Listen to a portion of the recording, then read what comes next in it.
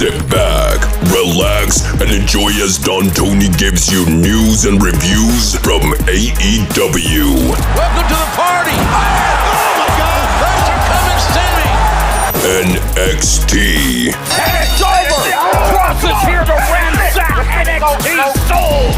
And indie wrestling. It's Wednesday night, Dynamite. Know what's happening in the world of wrestling without the hate and clickbait. And now, your host, Don Tony.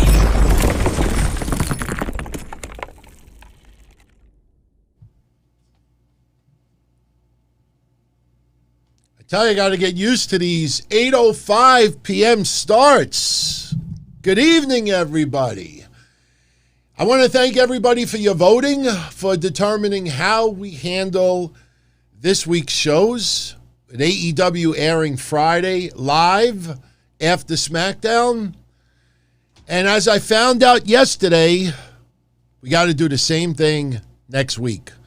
AEW Dynamite next week will also air Friday night, 10 o'clock p.m., following SmackDown. So, I could have taken today off. Talking about NXT, it gets a little bit difficult at times because it's so organized, and I don't believe in this taking weeks off. I mean, it became a running joke on this show. 9 weeks, everyone. 9 weeks. But wait, no. Yesterday we got a teaser. Oh my God, the hand, the symbol. And what was funny? I did a Patreon show yesterday with Mish, and we were talking about NXT a little bit, and right away, people are like, oh, no. Xia Li is trying to recruit Mercedes Martinez. Oh, how these part-time NXT fans don't pay close attention. We've seen this before.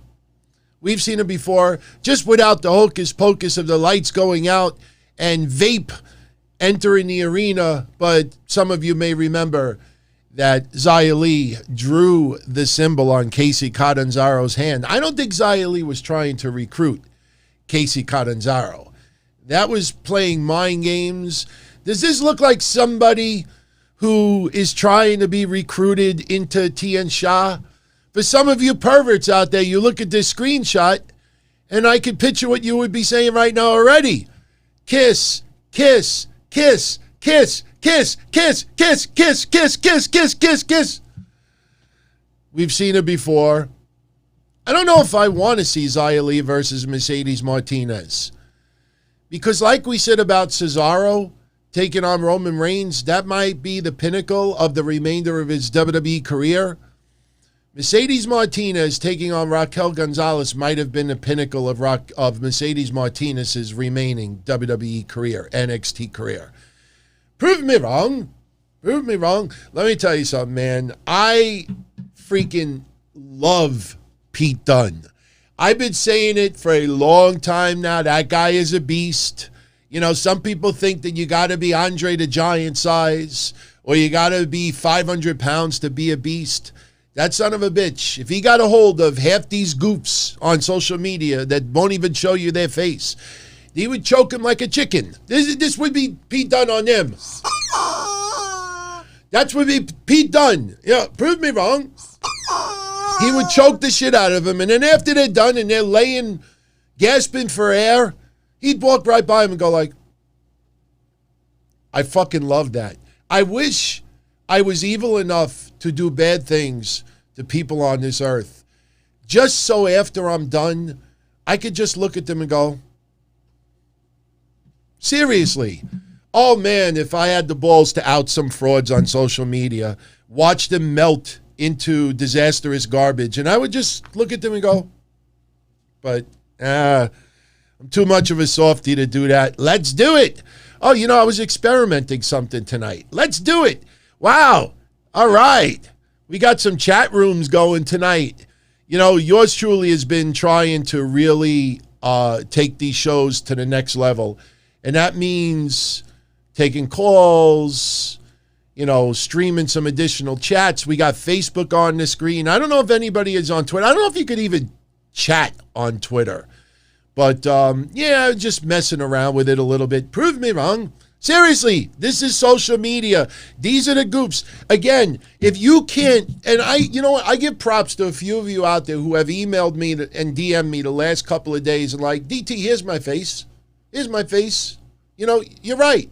But for people out there, especially those that think they're celebrities, and they can't show you what they look like, that is, to me, the ultimate disrespect. If I'm going to talk to someone, if I'm going to answer them, if I'm going to confront them face to face. But the funny thing is that they'll actually tweet about other goofs in their basements, their mommy's basements. Isn't it funny when anonymous trolls troll other anonymous trolls, but they don't like it? Pete Dunne. Seriously, I got to start fucking with people. And when they really get triggered, I got to just look at them and go, and then, you know what I got to do? I got to take a sip from my shit mug first. Go like this. DT, why are you such an asshole to this podcaster?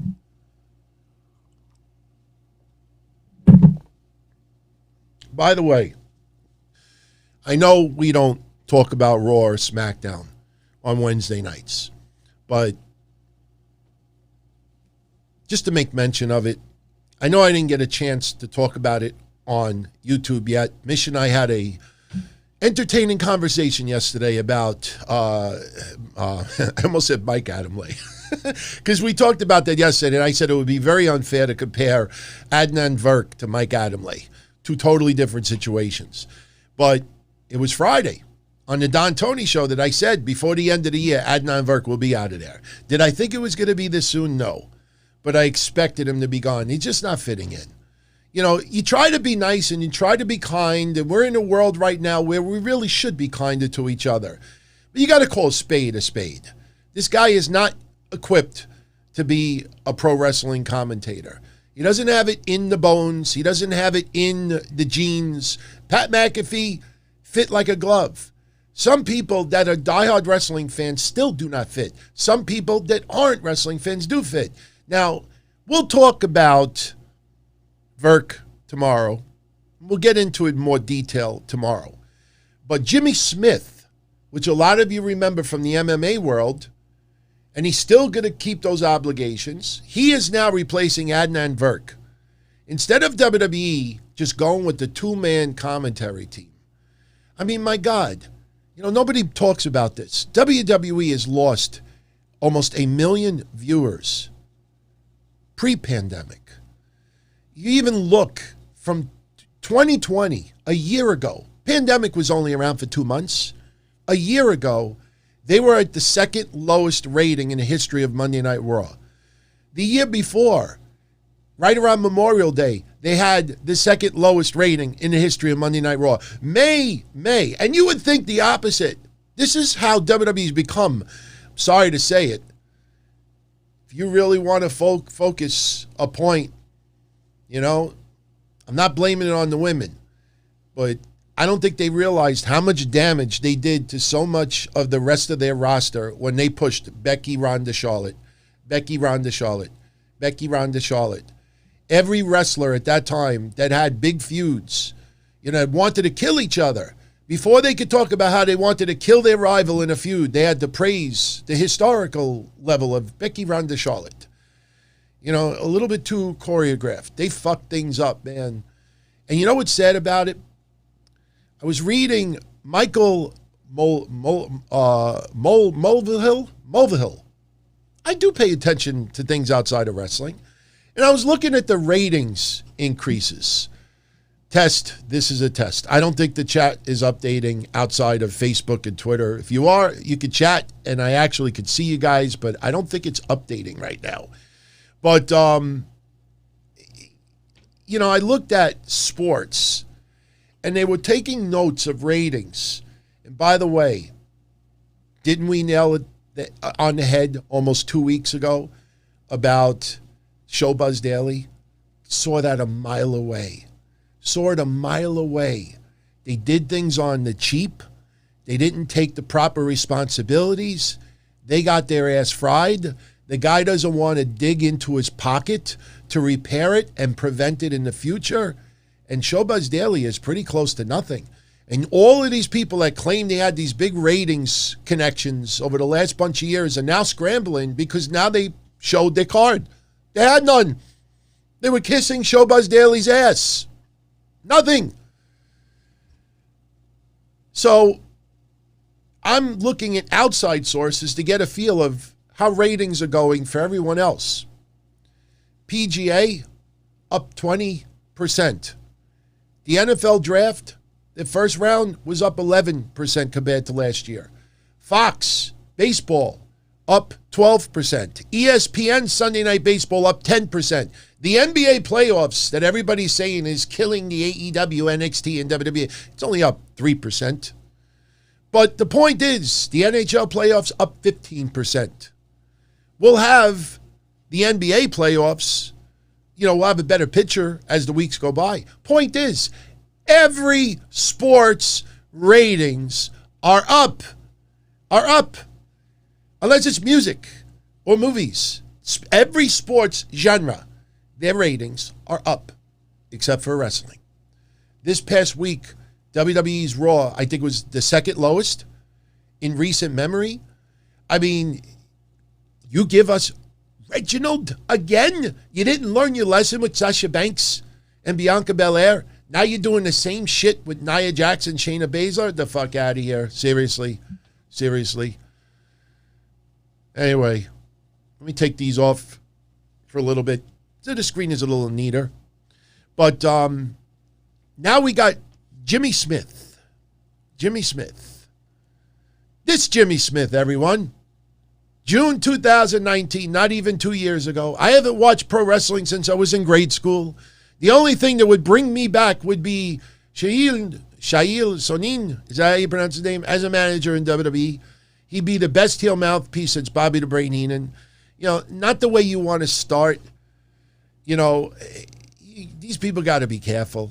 I know in the MMA world, it's supposed to be like, muscles, like, hey, let's flex. Let's put down that fake garbage until, what the hell? That was my air conditioner. I hope a bird just didn't get clogged into my air conditioner. Did you hear that? I don't know if you heard that. But it's funny how these people like to badmouth pro wrestling until they're out of a job and they need not the Frankie, but the Monet. They need the Monet. Jimmy Smiths. Wasn't he a show on NYPD Blue? Wasn't that the guy, Jimmy Smiths? I'm a little concerned about this air conditioner. It sounds like some type of pheasant is inside there. Now, I don't know what it sounds like when it gets clogged in an air conditioner, but it didn't sound right, so I shut it off. Hopefully we don't sweat too much today. And you know what? If a pheasant did get caught in there and they're dying a slow, painful death right now, all I have to say is,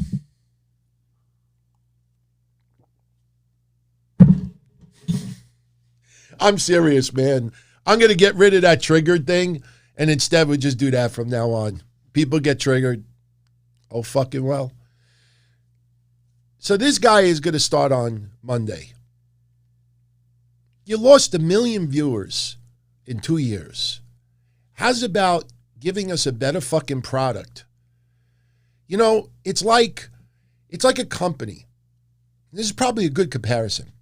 Any of you out there ever bought a product, whether it's canned, whether it's bagged or it's fresh? You go to a supermarket, you go to a restaurant, you go to any place, with the exception of chain places. And what happens? A couple of years go by and you're like, man, this isn't the same as what it used to be. Man, they changed the formula and it's really, really shitty.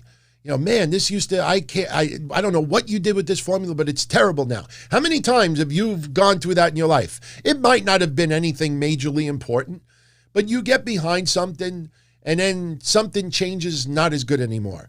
So what does WWE do? Instead of improving the ingredients or maybe trying to spice up the meat or whatever the product is, no, we'll just put a nicer label on it. We'll just have a nice, strong voice. Jimmy Smith, bye.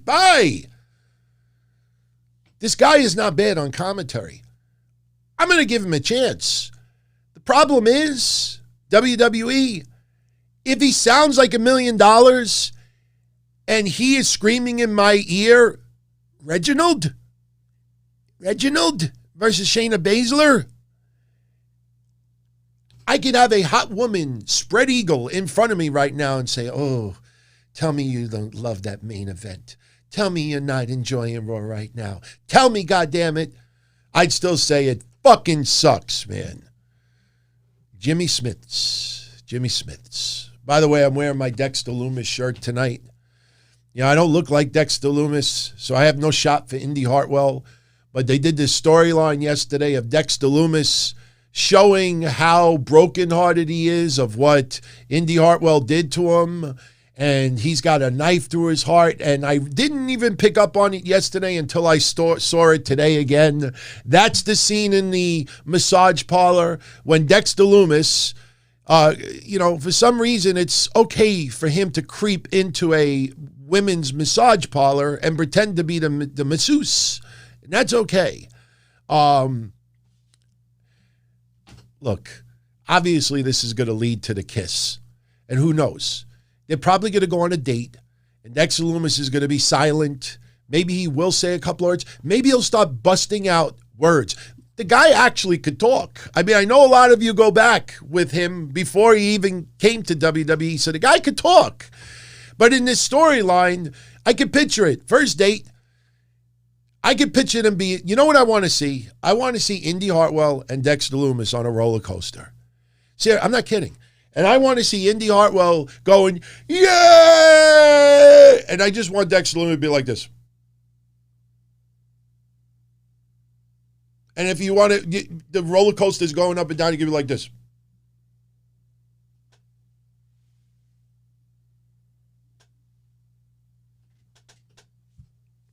That's what we're going to get. Is it going to pop a rating? Wait till Friday. The Balor rating streak continues. Finn Balor's got to go back to Raw or SmackDown. Talked about it yesterday with Mish. Finn Balor has done everything he could on NXT. It's time for him to go bye-bye. Finn Balor, man, I don't want to say WWE fucked this guy up, but how do you accomplish Finn Balor? But then again, yes, I'm going to go there. Kenny Omega can't even get $125 on Impact Wrestling as a heavyweight champion. So, you know what? It doesn't surprise me as much as anymore with Finn Balor. But Finn Balor, this is why I love doing the quarter-hour ratings. You and I have been taking notice about Finn Balor's ratings in NXT for the last 8 months. Kyle O'Reilly, Adam Cole, he teamed up with Karrion Kross. Or did he team up with Adam Cole? He teamed up with Karrion Kross. All these matches and the quarter-hour ratings with Finn Balor suck. NXT this week, hyping up Balor Kross 2, and I will praise the shit out of that match in a moment, but they built that up for a couple of weeks where they even had the manager of the Tribal Chief, the Advocate, Paul Heyman praise it, all these other people praising it. That fucking show yesterday did 2,000 viewers less than the week before. 698. What is that? Don't give me, the NBA playoffs were on. The NBA playoffs were on in 1997 and 98 and 2000 and 2004, 6, 10, 16. Wrestling is always going up against playoffs. The bottom line is, I read all those sports before. They're all up. You know what that means? Fans are choosing to watch those sports instead of other things. Do you see the other things out there bitching and complaining, saying, well, golf kind of kicked our ass this week? Wrestling fans are the only whiny heinies. I'm telling you, man, the more I get older, the more I realize that pro wrestling has some of the most insecure fucks between wrestlers and, journalists and fans. It's just, my God, you just suck it up in, maybe the product's not as good as we think it is. Maybe we need to be changed. No, you realize this is why people that can't stand AEW have to tweet about it 50 times a day. This is why the people that can't stand Monday Night Raw have to shit on it every 5 minutes and write one-liner jokes to be noticed. Acknowledge me, damn it. I'm letting you know I'm not watching AEW tonight. Acknowledge me, damn it. Guys, I'm not watching Real Housewives from the Hood tomorrow. Should I tweet that to let everybody know? Why do you do that? To get all the other boring fucks out there, the miserable people out there that also hate AEW, to all like, acknowledge me. I acknowledge you. Acknowledge me back. Follow me. I follow you. It is unbelievable because you realize all they got is wrestling. All they have is wrestling. It's like getting stranded on a deserted island, and the only people there is maybe, or the only food there is coconuts. You know, there is no other option for them. So all they got to do is tweet about coconuts all day long. Fucking coconuts. Fucking coconuts. How's about maybe trying to like go fishing and maybe go in the ocean and be like one of these legends and grab the fish out of the water and show everybody, look, everybody, I ate coconuts, but look, I made fish today. No, instead, I ate coconuts. I hate it. I hate it. Just to let everyone know, I'm not eating coconuts today. That's why I say, man, I'll sacrifice the followers. I'll sacrifice the viewers. I will never fucking clickbait anybody over here. And I will never, if I don't like something, I will vent and voice out on it and I will complain. But I'm not going to be one of those to try to draw people in because everybody likes the misery and likes to complain and shit and vent. It makes them feel better. You know what makes me feel better? Seriously? Back in the day when I used to smoke and have a nice cigarette while I'm playing cards, or you have a nice big fat meal and you go smoke a cigarette after, or you have a nice cocktail after, or that feeling right after you get laid, or you played the lottery and you found out you hit $1 box for $80. You know, buying somebody a card and seeing a big smile on their face, giving someone a compliment, or you walking down the street and you get a compliment. Unprovoked. Compliment me. I'll compliment you. Those are the things that make me happy. Not, did you see her today? Did you see that today? Miserable. Miserable. People tell me all the time, DT, you got to change your channel a little bit. You got to clickbait and tease some of the names. You got to shit on a couple of things. You got to do this, do that. Fuck you. Seriously. Doing it since 97. Don't tell me what to do. You know? But anyway, getting back to my original comment tonight. I don't think I want to see this in your house because I am a huge fan of Mercedes Martinez. Always been. Anybody who follows Mish and I closely, no. We've been singing the praise for Mercedes Martinez for years. I also recognize that Mercedes Martinez is about 40 years old now. So Mercedes Martinez, you know, it's like, you know, I know a lot of you are fairly new to Mercedes Martinez, and I compare it to you order something from like Instacart or Amazon Fresh. Oh, let me try this yogurt I've never tried before. And you buy a 6-pack of it, you bring it home, and you look and you eat the first one, you're like, oh my God, this is incredible. And then you look at it, you're like, oh shit, it expires in 3 days. So you got to enjoy it while it lasts because it's going to be gone before you know it. That's what Mercedes Martinez is right now to me. I don't see her still in the WWE 2 years from now. And that's nothing against her. I would love to see her stay on TV another 5 years or so. But I'm kind of being forced to understand what her role is now. And that match with Raquel Gonzalez was to give that aura that she is a main eventer. So now when she gives the rub to Xia Li or gives the rub to someone else, it's going to feel a little bit more important. That's what it feels like to me. And thank you very much, Ted, for the kind words. Thank you. Thank you, Austin. Thank you, everybody. Much love. See, if I really wanted, for the haters out there, I should leave this on the screen. So everybody, hey, Papo Jr., what's going on, man? So, yeah, for some reason, the chat in the other rooms are not updating. So what we may have to just do is maybe we can extend this a little bit. Okay, yeah, all right. Actually, it was pretty smooth. Okay, we can leave that up there for a little while. So, and by the way, thank you for all that are tuning in live. I know a majority of you out there are going to check this out on the recap. Weren't aware that I was going to be live tonight. I know it was undecided literally until this past Monday. I really didn't know what we were going to do. But, you know, I'm here. We'll talk about NXT a little bit. Want to make a couple of quick comments about Impact Wrestling and the chances of them having some live fans, and something that a lot of people are not thinking about right now that is a big problem. It's a very big problem. But let me say this. Let me say this. We talked about Mercedes Martinez, Xia Li. You know, now they're teasing that they're going to have a match. You know, I think it's ridiculous to watch T and Shaw vape. It's literally blowing vape. Like, we're supposed, you know, in 2021, we understand what wrestling is. And there was so much mystique and aura. And I'm being serious for a minute. Anybody that's been following me for even just 3 months knows how big of a Xia Li fan I have become. And it pisses me off to see the last 9 weeks that WWE just absolutely forgot about her. And there was so much mystique and aura from those video packages where it looked like her and Boa were being tortured. Remember those videos? I mean, we were mind blown. They even showed blood. And we were like, holy shit, look at these freaking videos. This is amazing what they produced. And a month later, Xia Li is on her Instagram showing pictures, and people are infatuated with her feet. Think I'm kidding? Anybody that follows her social media knows exactly what I'm talking about. From being mesmerized from those torture videos, they bring her back. She beats the shit out of Caden Carter and Casey Catanzaro.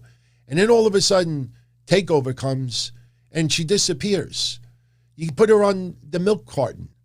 And then now what we're left with is her smiling, kneeling with bare feet. And I'm looking at the channel, instead of people being like, man, what the fuck happened with WWE? They say, no, people are like, oh, you got sexy feet. You got sexy feet. Don't show those feet to Snitsky. Oh my God, they totally ruined her. Seriously, they ruined her. I mean, she's repairable because this damage was not her doing. Can I also make a quick comment too? Friday, it's going to be a busy show Friday.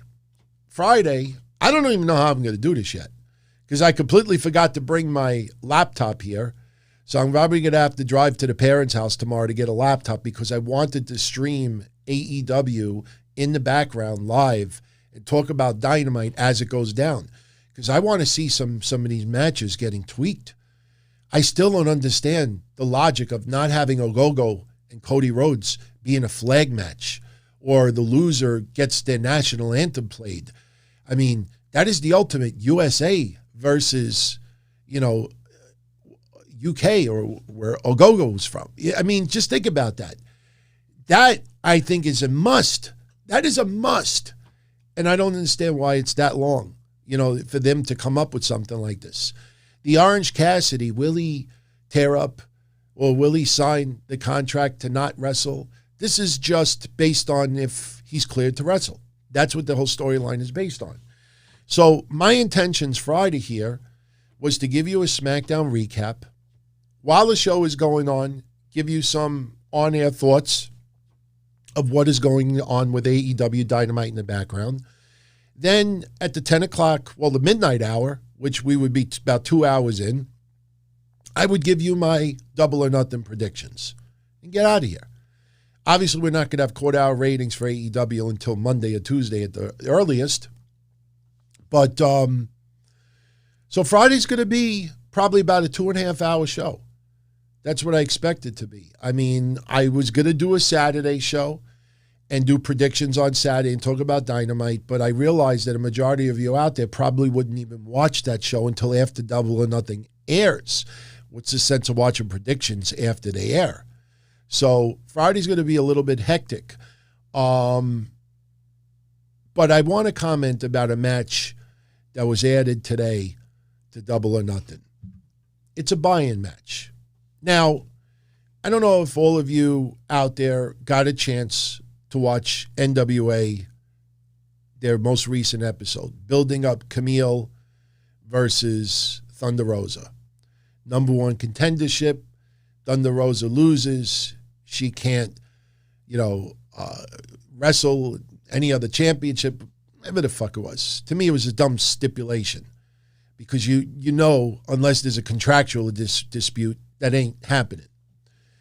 But I am enjoying the buildup of Camille and Thunder Rosa battling it out to become number one contender to Serena Deeb's NWA championship. How it's playing off on NWA's TV has been great. Until this. Sorry for taking this down. Till this.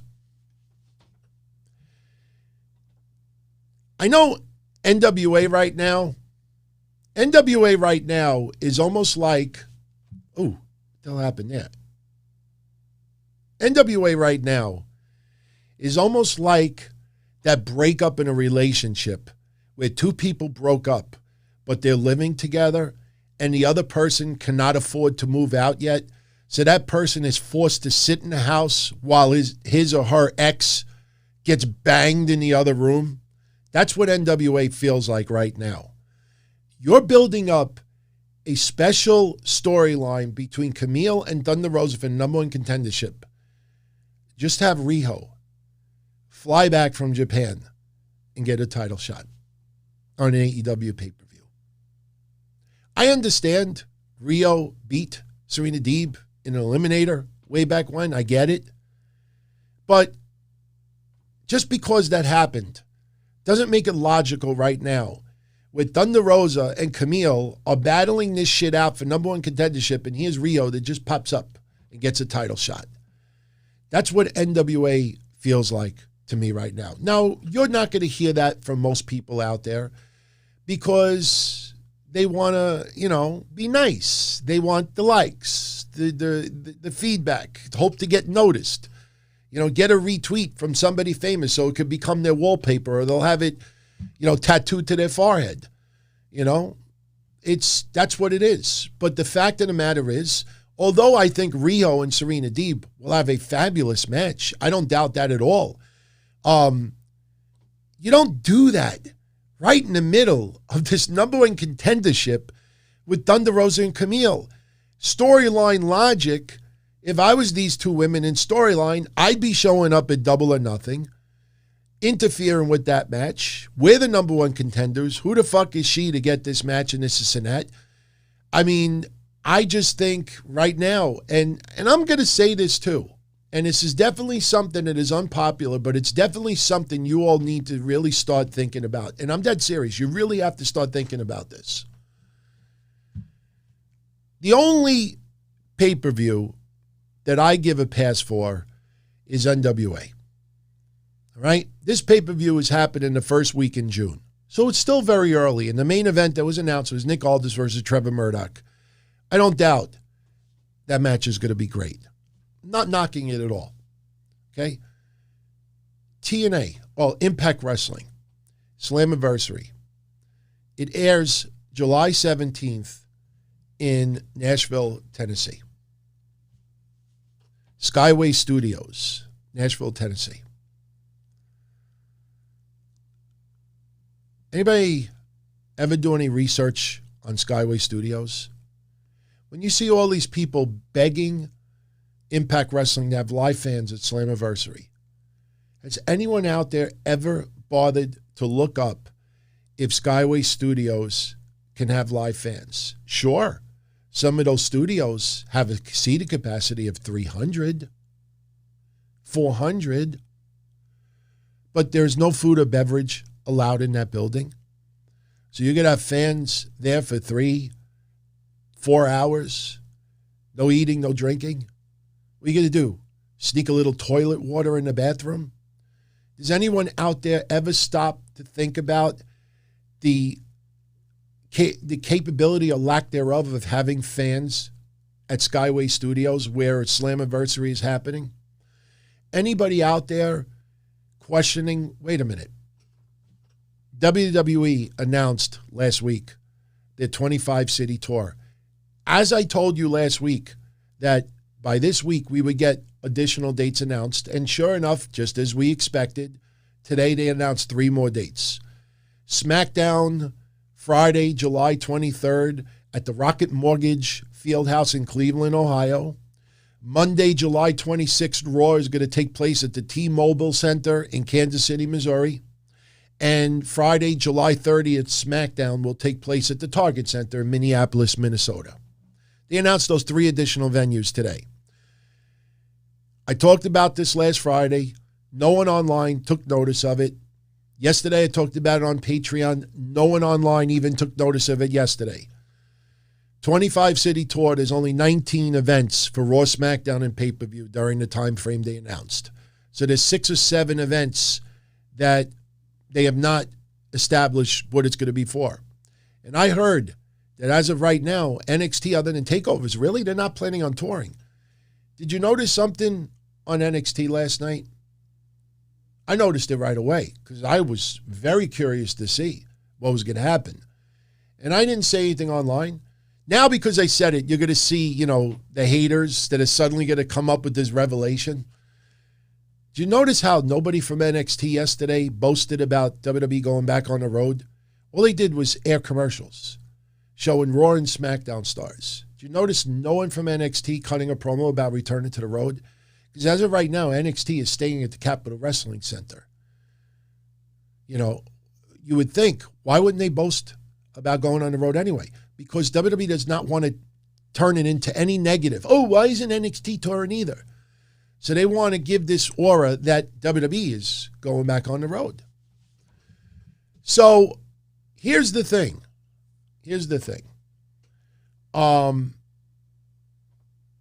Impact Wrestling, Slammiversary, Nashville.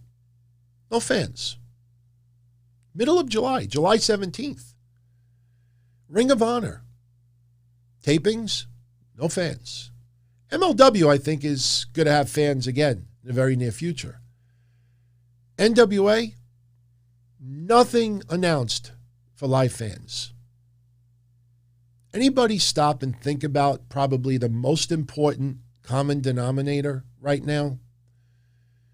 NWA is getting very, very few people buying the weekly shows. Because as it was proved early on with NWA TNA in 2002, the formula is you have to offer product for free to give people incentive to want to spend money in your product.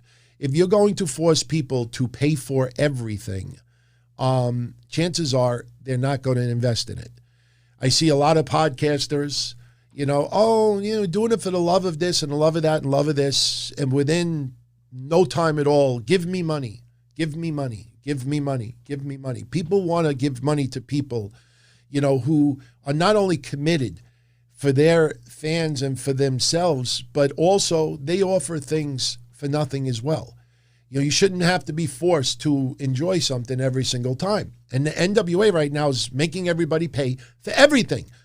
TNA, Impact Wrestling, I'm sorry, they freaking put the TNA thought back in my mind with the second title. But Impact Wrestling, every other week, there's a pay-per-view. Before you could, wipe your ass after taking a dump, the next pay-per-view is happening. And it's just overload. It's overload. The reason why I'm bringing this up is nobody is stopping to think about NWA, Impact Wrestling, Ring of Honor, for the most part. They don't have that bank. They don't have that kind of fundage sitting in the bank to drop it on a big deposit for a big building. They don't have it to reserve chairs, insurance, and all this. Sure, they have it for their own wrestlers, but the liability, I work in the insurance field. All the rates have gone up because of this pandemic. They are surviving on NWA. And Billy Corgan obviously is a millionaire, but it does not feel like Billy Corgan is going deep into his own pockets to invest so NWA picks up right where it left off. They're trying to survive on the money that comes in from Fight and on the pay-per-views. Impact Wrestling, you look at it now. Why are they not even returning with 500 fans? There's no talk of it whatsoever.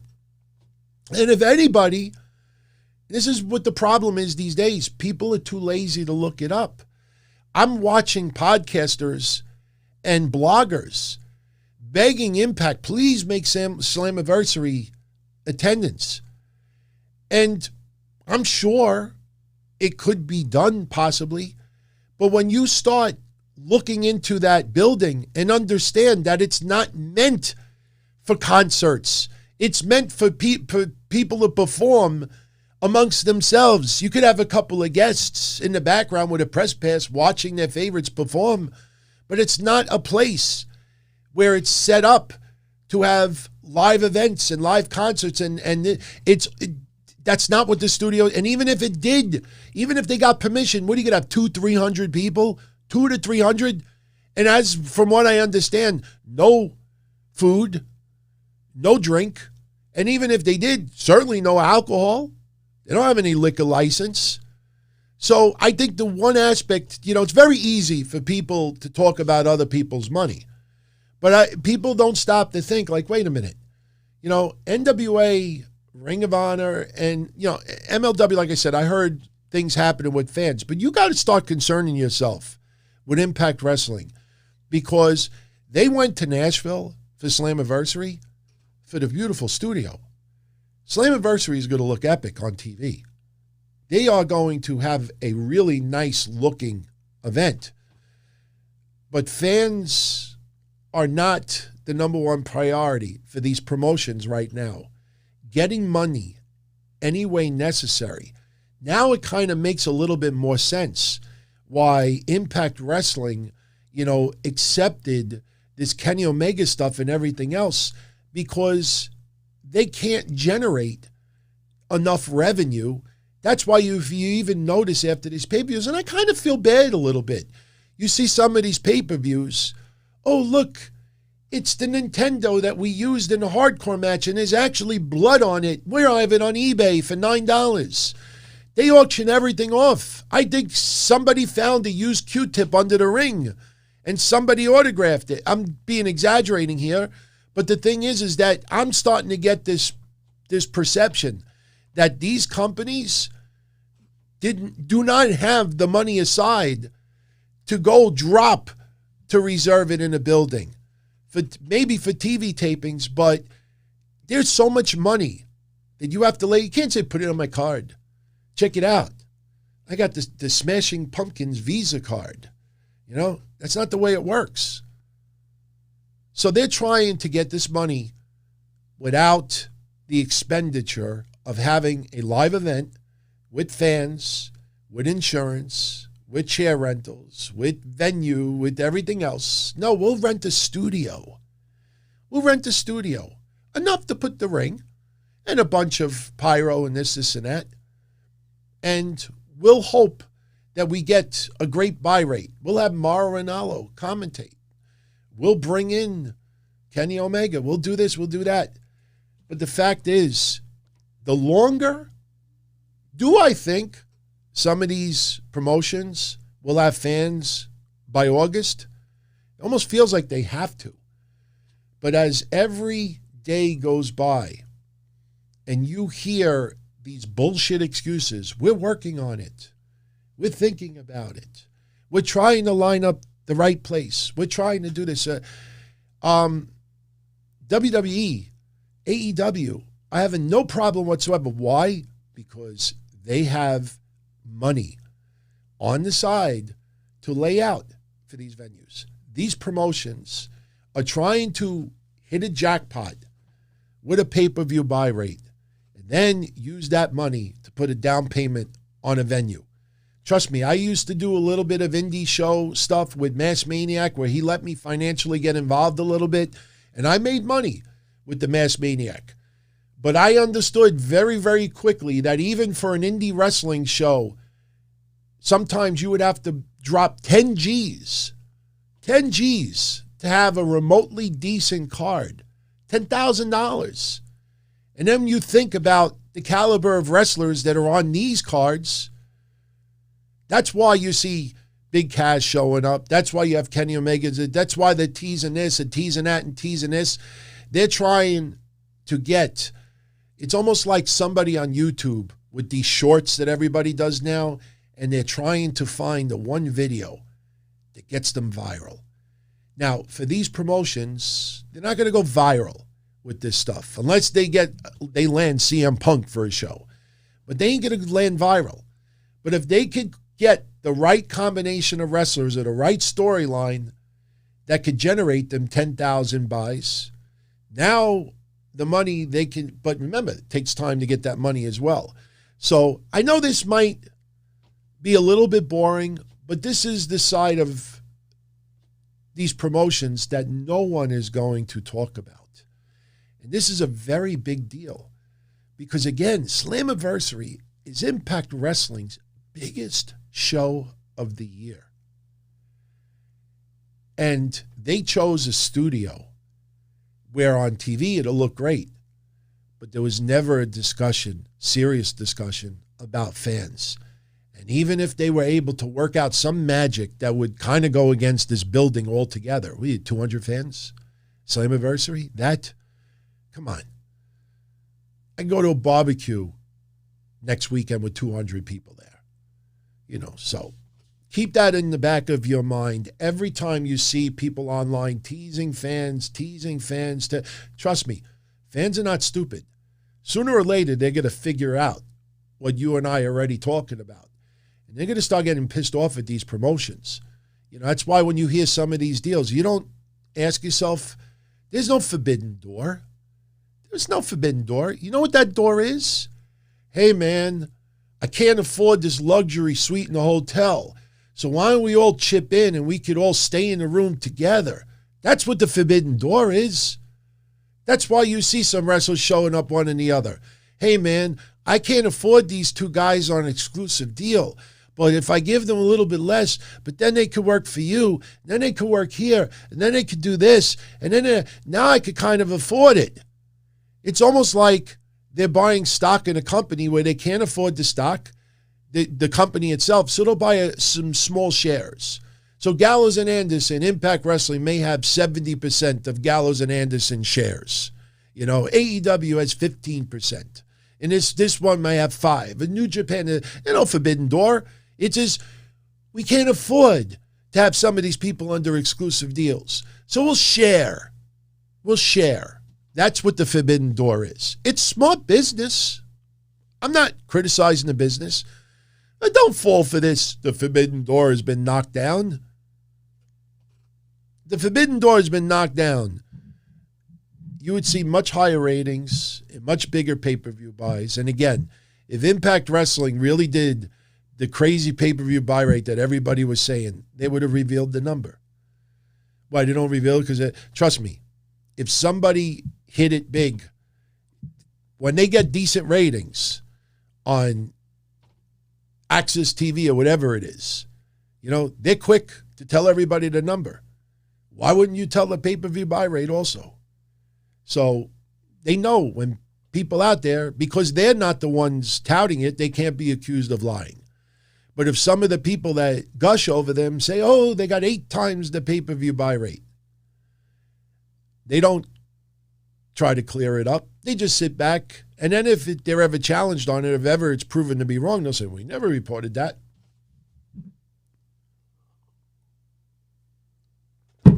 It's all about the Frankie Monet. The Frankie Monet. So, by the way, for those that are curious, if you're wondering what these buildings hold, where WWE announced their first 7 shows, 6 shows, excuse me. I'll give you the seating capacity that they're expected to be able to hold. They may make it a little smaller for some more, precautionary reasons, but this is the capacity. And this is very important. Like I said, some of these promotions out there won't even reserve a 1,000-seat building. You don't think it's hard? I was involved with federations that booked 1,000-seat buildings. It's not hard. It's not a giant expenditure. Problem is, once they do it, they got to keep doing it. They got to keep doing it. Got to keep doing it. I'll repeat the first three in case people didn't know it before. July 16th, SmackDown. This is the last we talk about WWE tonight. July 16th, SmackDown, Toyota Center will seat approximately 16,000. Money in the Bank, Dickies Arena in Fort Worth. Believe it or not, out of the 6 events they announced, the Money in the Bank pay-per-view seats the least. About 12,000 fans. July 19th, Raw at the American Airlines Center in Dallas, Texas. Approximately 17,000 to 18,000 fans. July 23rd, SmackDown at the Rocket Mortgage Fieldhouse in Cleveland, Ohio. Approximately 18,000 fans. July 26th, Raw at the T-Mobile Center in Kansas City, Missouri. Approximately 16,000 fans. July 30th, SmackDown at the Target Center in Minneapolis, Minnesota, approximately 18,000 fans. So, pretty big buildings. Even if they only seat 10, it'll be filled. There'll be some nice distance amongst the fans, and everybody will have a great time. Yes, you're right, Lee. Ring of Honor is fronted by Sinclair. Sinclair, some people will say they're very cheap with how they use their money, but, you know, they're not careless with their money. You know, when you hear about all these executives being fired from WWE, I brought it up with Mish yesterday. You know, a lot of people will still with this, oh, it's a pandemic. How could you let people go during a pandemic? Until it's their own mom and pop business. And all these people on social media, imagine their mom or their dad or two dads, two moms, whatever it is, mom and third dad, whatever. They have their own small business and they're barely able to keep open. And then they're forced to let a couple of people go. And then imagine their son or daughter say, but you can't let people go in the middle of a pandemic. If it was a fruit store, I'd take a tomato and bash it over my son or daughter's head. Shut the fuck up. Got to worry about us. Got to worry about keeping the business open. Don't keep spending extra money unnecessary because it's the right thing to do. Everybody out there, go buy a piece of merchandise from a promotion that kept all their people employed. Buy it right now. Oh, I don't have the money. What do you mean you don't have the money? What do you mean you don't have the money? Charge it. You're asking everybody else to charge and go into debt because it's the right thing to do. You owe them. Go buy a piece of merchandise right now. You owe it to them. Till it's your own money. Everybody, even this today. I felt so bad. I know it's a horrible segue. But Alexa Bliss did a cute little fundraiser earlier today. Now, you will see a little donation from myself and the Donzilla Army over the weekend. Because between the super chats we generated this week and Friday, I'm going to probably send half of them her way. All right. She did a little drive earlier today. But again, people about the feel-good thing instead of just reality. What I said Monday and yesterday on Twitter was 1,000% spot on. Alexa Bliss had a pig that was this big. Okay? This big. You didn't squeeze it and it go, it was a real living animal.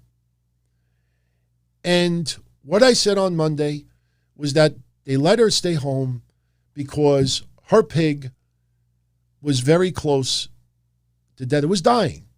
Larry Steve. And unfortunately, he passed. Now, I wrote this yesterday morning that I felt so terrible for her because I don't care if it's a dog, a cat, a ferret, a lizard, a bird, a horse, a pig, a pet, it's family. Alexa Bliss comes from a different area of the country where horses and, farm animals were a regular deal. Where I live in the city, no one around here There is one small horse riding area, but nobody owns pets like that over here. It's just where we live.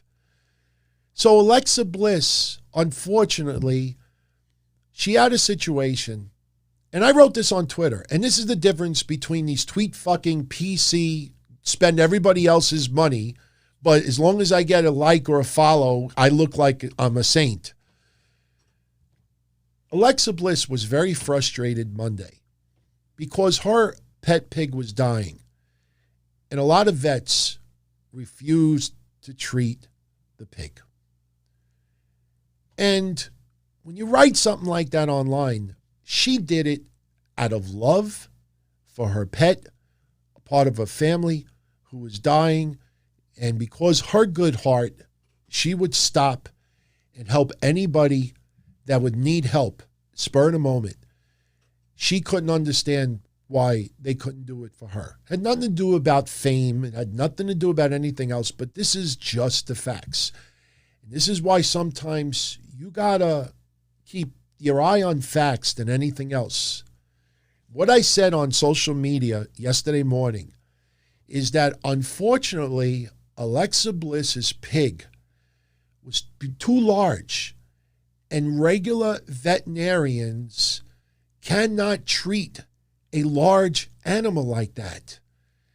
I don't think people understand. When you have a vet, a small vet, and you need to treat a cat or bird or ferret or a dog, well, even if you're using anesthesia, all right, you're dealing with an animal 5 pounds, 10 pounds, 20 pounds, 40 pounds. A lot of vets are not equipped to be able to take care of a horse or a 100, 200-pound animal because it's the right thing to do. I know it sounds cold, but Alexa Bliss, and I'm not criticizing her in any way, but, you know, in hindsight, and this is what she's doing now, that's why I thought the drive was really, really thoughtful. She wants to raise money, so if this happens to someone else, they could get care. Here's the problem, though. How many pigs of that size or horses or others are going to come in every day or every week or every month? How many big animals that she owned became tremendously ill? This isn't like you're going to open a place up and every day there's activity in saving large animals' lives. So maybe you expand some existing hospitals, but the thing is, there were people on social media that were looking up where Alexa Bliss lives and calling any vets that were in the nearest vicinity, oh, you're fucked up. You wouldn't take care of her pig because you wouldn't step up. This pig died. You know, this is the mentality of some people online. Then you got other people, wow, you know, the vets are really fucked up that they couldn't, you know, they, just for an animal, you couldn't just make an exception. Again, these are people that don't even understand what's involved to try to save an animal that big. A vet is not equipped for that. And a vet is not going to put themselves in a situation also because they're not prepared to handle an animal 10 times the size that they normally do. Gee, how much should do we inject? How much? And then the animal dies. Big lawsuit. That's just the facts. Personally, these people online, you know, with these cute little tweets, oh, he or she's such a wonderful person, this and that. You know, they live in a fantasy world. My advice, and unfortunately Alexa Bliss is learning this now, is you get a big animal, something as big as her pig or horse or something else. One of the first things, you got to be proactive. It's just like if you know, we live by the water. My parents more close, and you remember what happened with them with Sandy. Trust me, ever since my father was able to rebuild, they have some precautions that they have in order. In case this happens, we do this. In case this happens, we call here. In case this happens, we do this. One of the first things you have to do when you own an animal that big is you have to have prepared. What if this animal gets sick? We don't have a hospital anywhere near us that could treat him. We got to do something about it. Or maybe we can't have this pig. You understand what I'm saying? I know it's fucked up. You should be able to take care of any animal you want. But when you get something, there's a lot of responsibility you have to be prepared for. And look, when my dog became diabetic when he was still alive, I had no clue in the world what happened to him. I had no clue in the world what caused what. And I had to learn on the fly. And once my dog passed, you know, people said to me, well, you know what? You get another pet, you know, this ever happens again, you'll know what to do. And I said, I will never get another pet. I'll never get another dog. But now, if I talk to any of you out there and someone talks about something with their dog, I can say, whoa, wait. This happened to me years ago. This may be what's going on. My dog is throwing up uncontrollably. I don't know why, and this, and that, and he's drinking crazy amounts of water, and blah, blah, blah, blah, blah, and he's a little bit heavy, and it's that. You know, and I you know what? Have him check for diabetes. Have him check for diabetes. See what I'm saying? Like, you're prepared the second time around. But the thing is, you know, people out there getting angry at vets, getting angry at this, you know, that is so unfair. That is so unfair. And that's another reason why, you know, social media, man, you got to really be careful who you associate yourself with. But, you know, my condolences with Alexa Bliss, man. I was crushed when I put my dog down. I still have dreams to this day that my dog is alive and I'm playing with him. And I have learned to be able to say that without choking up immediately after. But it's painful. And it's been a couple of years now. It's been, 4 or 5 years at least that I put him down. So, no, Raph, as far as what she fed the dog, my father's dog is alive on New Year's Eve. He gave him a little champagne one year. It's giving a pig a cupcake. Alexa Bliss did not mistreat this pig. She did not mistreat this pig. You know, it's just, because I live in the city, you know, it's a different lifestyle. I wouldn't even know what to do with a pig. And a lot of you may remember this story that I found a duck in Hempstead Lake State Park. To this day, you know, like I think back and I used to get choked up. I went freshwater fishing with my friend Kenny, God rest his soul. We went freshwater fishing in Hempstead Lake State Park right around Easter time. I must have been about 14 years old, 15 years old. Actually, no, I had to be at least 16 because I was driving at the time. And while we were fishing, I hear quack, quack, quack, quack. We didn't know where it was coming from, but it didn't sound like one of these birds or, you know, a duck just hanging out in the lake. It sounded like it was coming from an area it shouldn't be. So we're trying to hear where the sound is coming from, and sure enough, we find in the bushes, in a box, this little duckling. And we realized immediately what happened. Somebody, because it happens at Easter time, what do? They go to pet stores and they buy rabbits or they buy ducklings.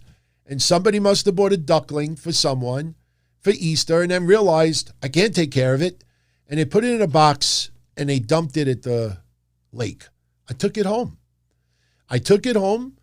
And for about 2 weeks, I tried everything I could to raise this thing until, you know, early in the morning. And this thing is waking everybody up at 4 o'clock in the morning. And, you know, they didn't have the surroundings. No matter how much I wanted to do it, I still lived, you know, near the city. So my neighbor at the time, her sister had a farm in upstate New York, and they took the duck. I cried my eyes out. because I got attached to it. But I also realized that for the duck and its happiness, does it want to be in a box in my basement? You know, I mean, was that the prelude to, you know, to a goof online? You know, sitting in his dad's basement in a box, feeding him grass and vegetables, or do I have him hanging out on a lake? So, anyway, Michael's saying, if I could have any animal as a pet that's not a normal house pet, what would it be? It's a good question. I love my African Gray. My African Gray is awesome. You know, he's still a wild animal. He bit me yesterday, but you really can't see it. But he's still a wild animal. But for me, wow, I don't know, man. I really don't know. I mean, maybe I would have like a rooster or a duck again. You know, maybe because it brings me back to when I was younger and everything. But I don't think I would want a pig. I don't think I would want horses. You know, I think it would just be a little bit too much to take care of, you know. But that's a good question. You know, maybe the Aflac duck. Actually, I would have bought a duck. I would have named him Aflac. And in this way, when I come home and, you know, like he's ripping apart things he's not supposed to, I could just go, Aflac. I haven't done that. I can't do it here. It's too late. So anyway, as you could see, trying to fill this up with some interesting combo, not just the NXT recap, because we could bang that out in 5-10 minutes. But obviously, let's talk a little bit more about that. Remember, I'm going to be right back here tomorrow. So a lot of topics that we even touched on today, we could elaborate more tomorrow. Then we got Friday as well. And then we got Sunday with the pay-per-view. So we got plenty of time to chat. Let me say this. As I said before, I don't know if I really want to see Mercedes Martinez versus Xia Li. Because I almost feel I know where this is going. Xia Li, if she's going to return, she's got to return with a bang. And she's got to do something big with a victory. And they think Mercedes Martinez is the one to give it to her. What does that say about Mercedes Martinez going forward? Also, yesterday, we had Ember Moon and Shotzi Blackheart beat Dakota Kai and Raquel Gonzalez. I still believe they're going to start pushing those seeds planted for a split between Dakota Kai and Raquel Gonzalez. The split is going to happen. You know, I don't want to compare it to the Hurt Business of Bobby Lashley, but these are the same. This is the same executives and company that felt Bobby Lashley was much more important being by himself, with nobody by his side, and they're going to do the same thing with Raquel Gonzalez. It's going to happen. I got to put this hair back on. Wow, that sounds horrible. That sounds horrible, but it's freaking hot in here. It's almost hitting almost 90 degrees today, so hopefully we can deal with it.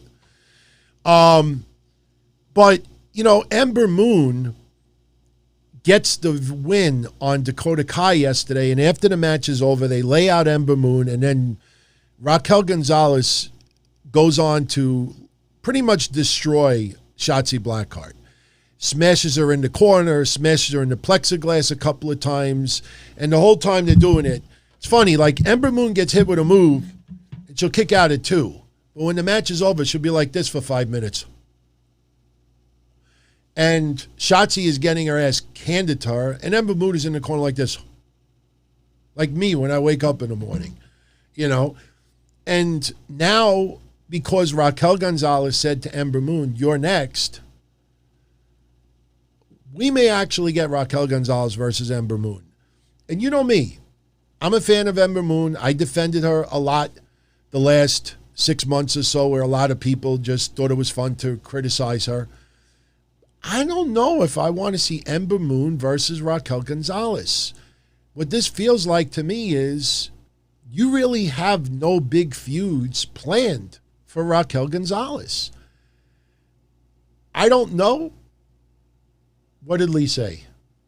Ember and Raquel had great chemistry. Yes, they do. They do. They have great chemistry. But, some of the best feuds is when you cannot determine who is going to win, or you have a pretty good idea, but you could always, have that little suspension of disbelief that the outcome could go in a different way. See, like when Ember and Shotzi were the tag champs, even though I don't think a lot of people expected Candice and Indy to win the tag belts, there was enough of that suspension of disbelief there that it could happen. Raquel Gonzalez, it doesn't feel there's any chance the belt is being taken off of her right now. And, you want to feel... I'm going to use Karrion Kross as an example. Karrion Kross, obviously, friend of the family, but one thing, and I think that's why, I get compliments too, is I tell you straight up how I feel. I don't gush. I don't sugarcoat. Am I proud and happy? Absolutely, but I don't gush so, people could notice. I tell you exactly how I feel, good or bad. I thought Karrion Kross yesterday wrestled the best match of his entire NXT career. One thing that came through yesterday in his match with Finn Balor is, number one, not only that he could hang toe-to-toe with one of the top stars in wrestling over the last 10 years, and not 3-4 minute match that just then goes a different way. This match went on for quite some time. And Karrion Kross had his best match of his career yesterday, his NXT career. And Finn Balor is a big reason behind that. Now, hear me out. This has to do with Raquel Gonzalez a little bit. What I said yesterday on Patreon is that I think Karrion Kross, they are now going to mold him into a babyface. Not your clear-cut, smelling roses babyface, but tough guy, don't take shit, don't, back down, accept all challengers, that type of babyface. But here's the thing. I feel that his feud with Santos Escobar was to tease that. See, which way would the crowd go in that? Because there was really no clear-cut storyline other than, you insult my girlfriend, I beat you up. Then they had Johnny Gargano and Austin Theory lay him out, which really is, because Gargano and Theory are heels. And that seemed a little confusing. But they had Balor in there as well, and they had Kyle O'Reilly teasing a little bit of interaction as well. So they basically felt things out to see. And I think Finn Balor yesterday, that match was critical for Karrion Kross going forward, because Karrion Kross needed a decisive win from someone who not only has brought it for a decade plus, but won it, substantially, just went through war. If Karrion Kross would have beaten Finn Balor yesterday in 4 minutes, I don't think that would have helped Karrion Kross at all. Getting another notch under your belt means shit. It's what you show in the ring. And these two guys just went at it and nailed it. Finn Balor deserves a crazy amount of credit for yesterday. But and that's why I think Pete Dunne will be the next opponent for Karrion Kross. I think Karrion Kross is going to ultimately cut a promo and say a lot of compliments and a lot of props to Finn Balor to get the crowd on his side. And then you build with that with Pete Dunne. I'm telling you, that's where I see it going. But this is the thing that I absolutely love about Karrion Kross's character now. And it's starting to show. I mentioned this yesterday too. You watch baby faces and heels. You watch Sheamus, AJ Styles, Kofi Kingston, Roman Reigns. When they get hit, they go ouch. When Cesaro puts moves or Daniel Bryan puts moves or something on Roman Reigns shows pain. Expresses pain. Sometimes you get those magical camera shots where he's like, or any wrestler. When Karrion Kross gets hit, he doesn't go ouch. He gets angry, he gets frustrated.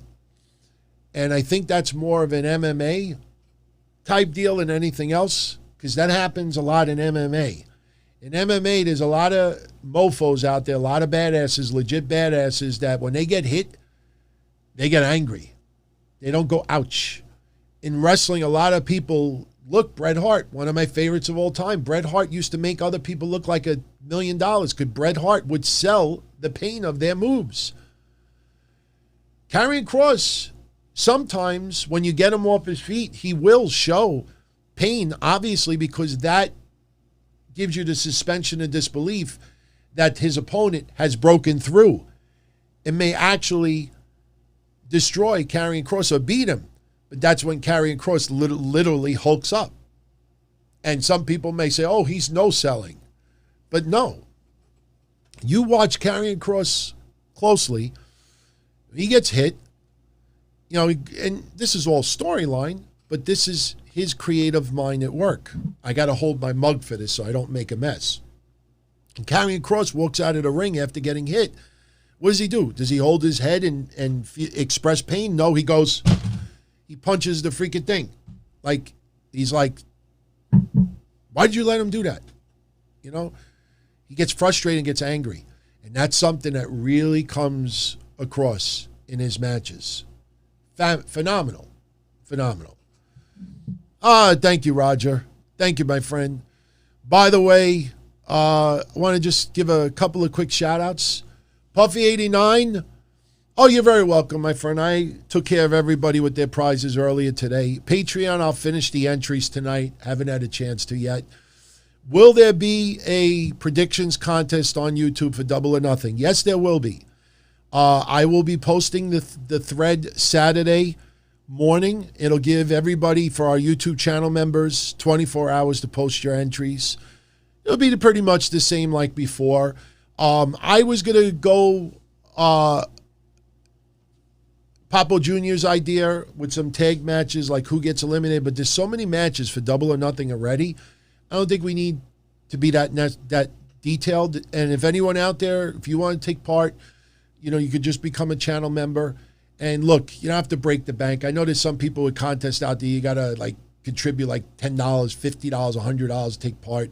You can become a channel member here. You sign up for $1.99 and you get it for the whole month. So you actually would get this, and you'd probably get Hell in a Cell also. So plus, everybody hangs out and you get those cute little emojis. But yeah, I am going to be doing that for sure. Crazy Cruiserweight, why is that the writers, websites of fans of pro wrestling blame it on sports, holidays, weather, a movie from 5 years ago? Because very insecure people, man. I hate to say that, but that's what it is. I'm still heavy. I still have about 50 pounds I got to lose.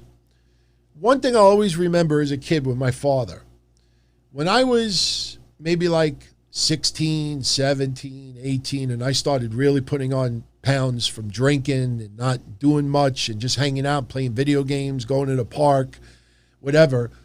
I remember my father used to always say to me, you realize you're getting fat? Like that, it's not that bad. He's like, well, you're not getting fat because of the air, and that always stuck with me because, when I did gain 50 pounds, 100 pounds, and when I was at my highest at 365, I took a hard look in the mirror and I'm like, you didn't get this heavy because of some medical condition. You didn't get this heavy because you're Samoan, which a lot of people think that Samoan people get heavy simply because they're Samoan. No, you get heavy because you eating things you're not supposed to, and you're not burning. That's just a fact. So making excuses is a cop-out. Making excuses is a cop-out. Whether it's to not do something or why something doesn't happen, anytime, look, sometimes there are legitimate reasons. I mean, tragedy happens, real life happens, an issue, home, logistics. We're not robots. Things do happen. But for a lot of people, it's a cop-out. It's a cop-out. And, when people get challenged on it, once you take that route, there's almost no turning back. When they started making the excuses for AEW a year and a half ago, they said they made their bed. So you knew that whenever negative would creep in again, there would always be an excuse. For people out there that are very pro WWE, the same thing. They lost 1 million viewers. You want to blame it on COVID? Blame it on COVID. Fact of the matter is that record number of people were forced to stay at home. So what's the excuse that when you're forced to stay at home, you still don't watch wrestling? You can't make an excuse for that. When someone is just getting bigger and bigger and bigger and bigger and bigger, and they refuse to give a reason behind it or blame something else, it's usually a cop-out. When people promise things and they don't deliver it, there's always an excuse behind it, And the one thing you got to give credit to wrestling fans more than anything else is they stick with the same excuses. They don't lie. A lot of these people truly believe the NBA playoffs is the reason for decline. A lot of people truly believe that January 6th was the reason for decline. A lot of people thought that Biden's speech, the NBA draft, was a reason for decline. They actually believe it. But when you present the fact, how many websites still haven't told you that Impact Wrestling's rating last week was 111,000? Why did they refuse to tell you? Because Kenny Omega is the champion, and that was the first week. You cannot blame it on anything else but a low, pathetic rating. So they'll hide behind the fact that Showbuzz Daily's website went down. But we know what the rating is. Why aren't they reporting it?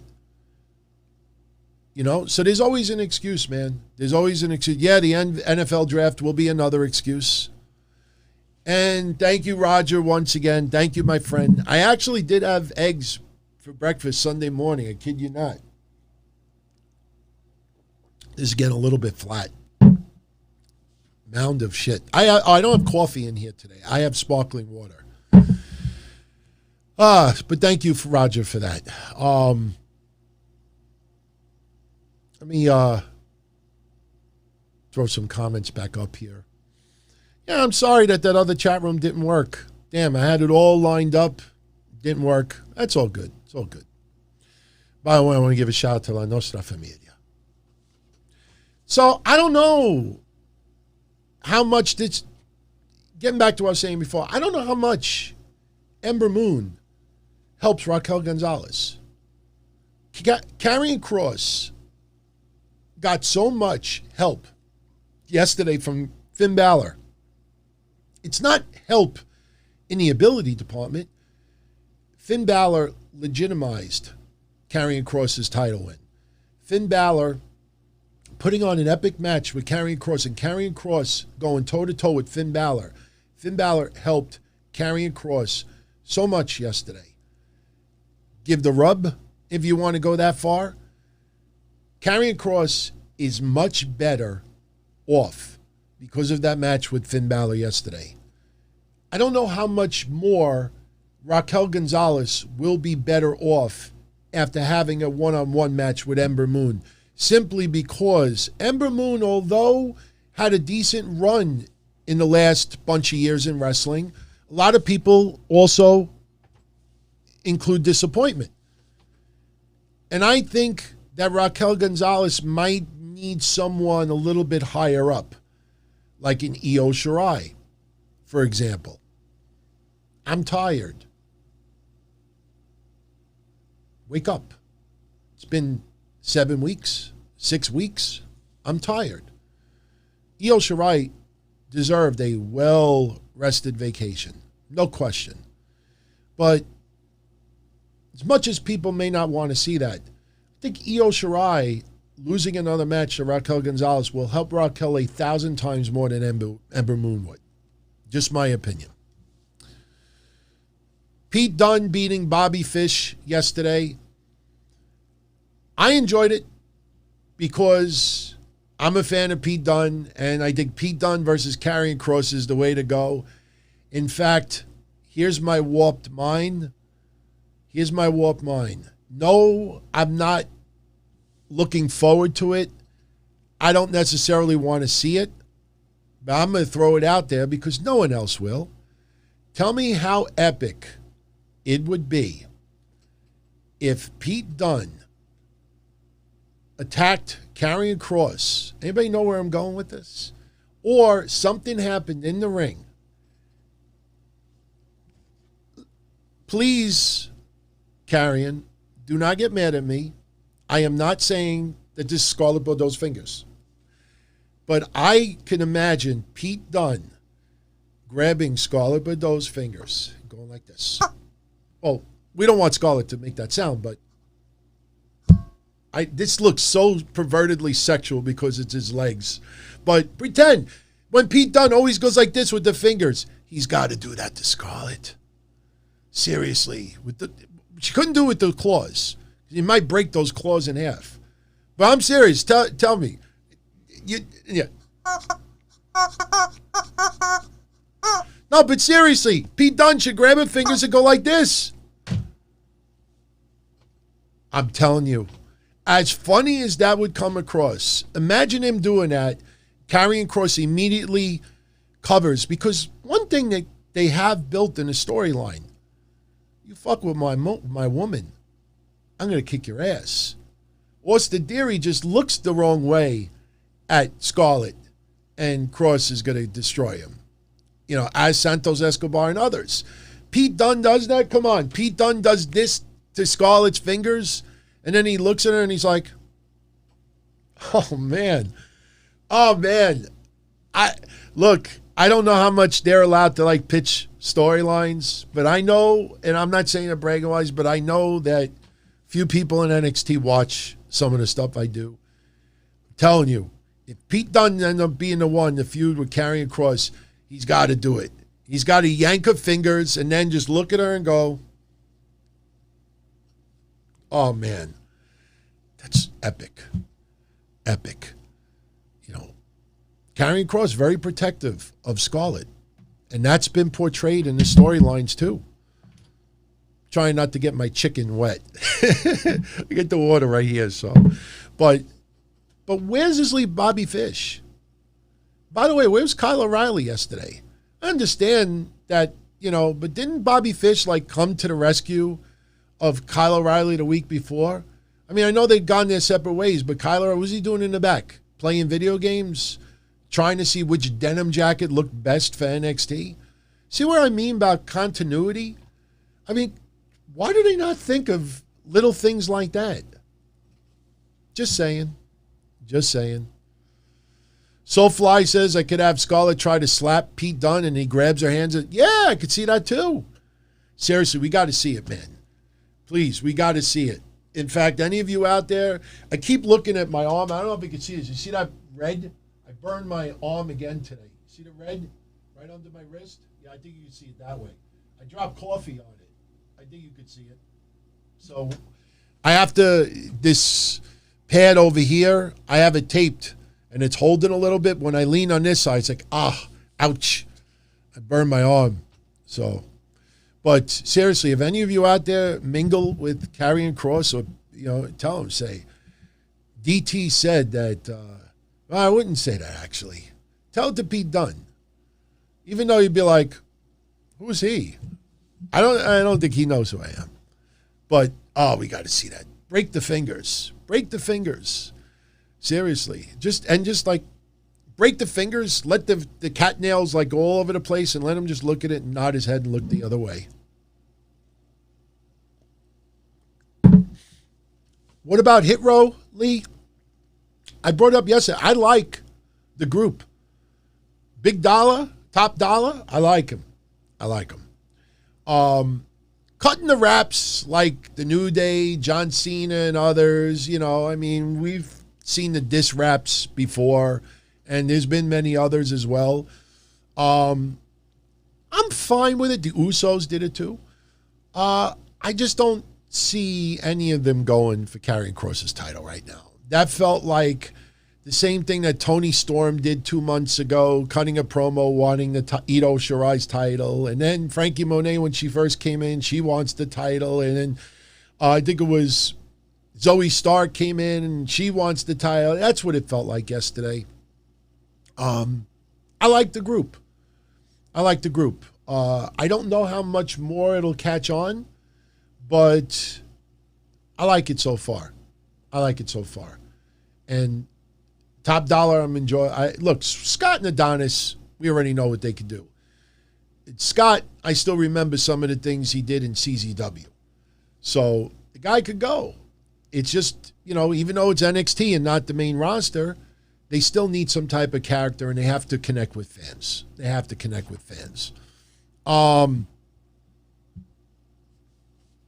Cameron Grimes and Ted DiBiase. They called it the $1 million face-off. I called it the $1 million wet fart. I have said this before. After yesterday, I feel the same way. I think the only reason why Ted DiBiase is on that TV right now is only one reason, and that's because he could still go. If he couldn't do that anymore and he would go, he would not be on there. It's all because he's one of the only gimmicks from back in the day that they could still put on TV. I mean, I'm trying to be respectful to the guy because I like Ted DiBiase. They piped in so many cheers and chants, and then when they're there, it's like, it's mild at best. And to me, I don't know if this has helped Cameron Grimes at all. He's had 2 okay numbers wrestling in the ring, but all his quarter-hour segments outside the ring, the ratings have gone down. I haven't looked at the quarter-hour ratings yet for yesterday, but that interaction with LA Knight don't need Ted DiBiase as a manager. He can speak well on his own. Cameron Grimes don't need a manager either. I thought maybe Ted DiBiase was going to give Cameron Grimes the $1 million belt. But I got to be honest with you. I know it kind of comes off as bragging, but I do have a knack of spotting when things start to go down. And I'm usually spot on with a lot of things when they go in a different direction. Some people think that Cameron Grimes is now going to become the $1 million champion and boast this millionaire thing. I have a feeling that they're going to start showing Cameron Grimes losing all his money. I think he's going to start gambling. I think he's going to start betting. I think it's going to reflect what you're seeing in the Bitcoin world right now. I think Cameron Grimes is going to start losing everything. And maybe that sympathy from fans might get them behind him. Because this $1 million thing is really not equated. You get a couple of individual people online that say, oh, it's amazing, it's epic. But in all actuality, when you see the numbers that come in, it's not amazing and epic. It was a nice idea. It was a nice concept. But ultimately, it did not work. Because in the ring, Cameron Grimes is still Cameron Grimes. Why? Because he shoved money in somebody's mouth or brought a $100 bill to the ring?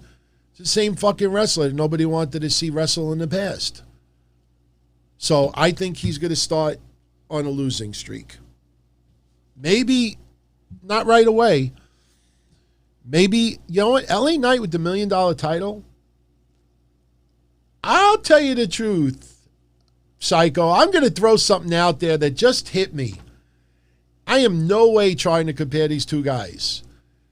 Something tells me watching LA Knight with the $1 million belt, it's going to remind me how I felt when Ted DiBiase came out with Steve Austin with the $1 million belt in 1995, 96. I don't know if I want to see that. It did not help Steve Austin at that time. And especially if LA Knight starts putting on the $1 million dream, are we getting the repeat of, Steve, the ringmaster Is he going to be the Nightmaster, LA Knight? I don't know, man. I don't know. Lee's got a better one. Grimes gets talked into doing business with Hit Row, and it backfires. I thought he was going to do that with Ted DiBiase. I thought Ted DiBiase was going to tell Cameron Grimes, I got this stock I want you to invest with me. And then the stock plummets, and Ted DiBiase says, you didn't sell? Didn't you get my text message or call? I told you to sell. Ted DiBiase got out. Cameron Grimes didn't. Cameron Grimes loses his shirt. And all he's got is that hairy chest. He loses so much he has to sell his hairy chest for like locks of love or something like that. Seriously. Let him shave his chest and let's see some underprivileged person. And I don't want to joke about that. That's fine. I shaved my head for St. Baldrick's for charity. So I don't want to joke about that. Shame on you, DT.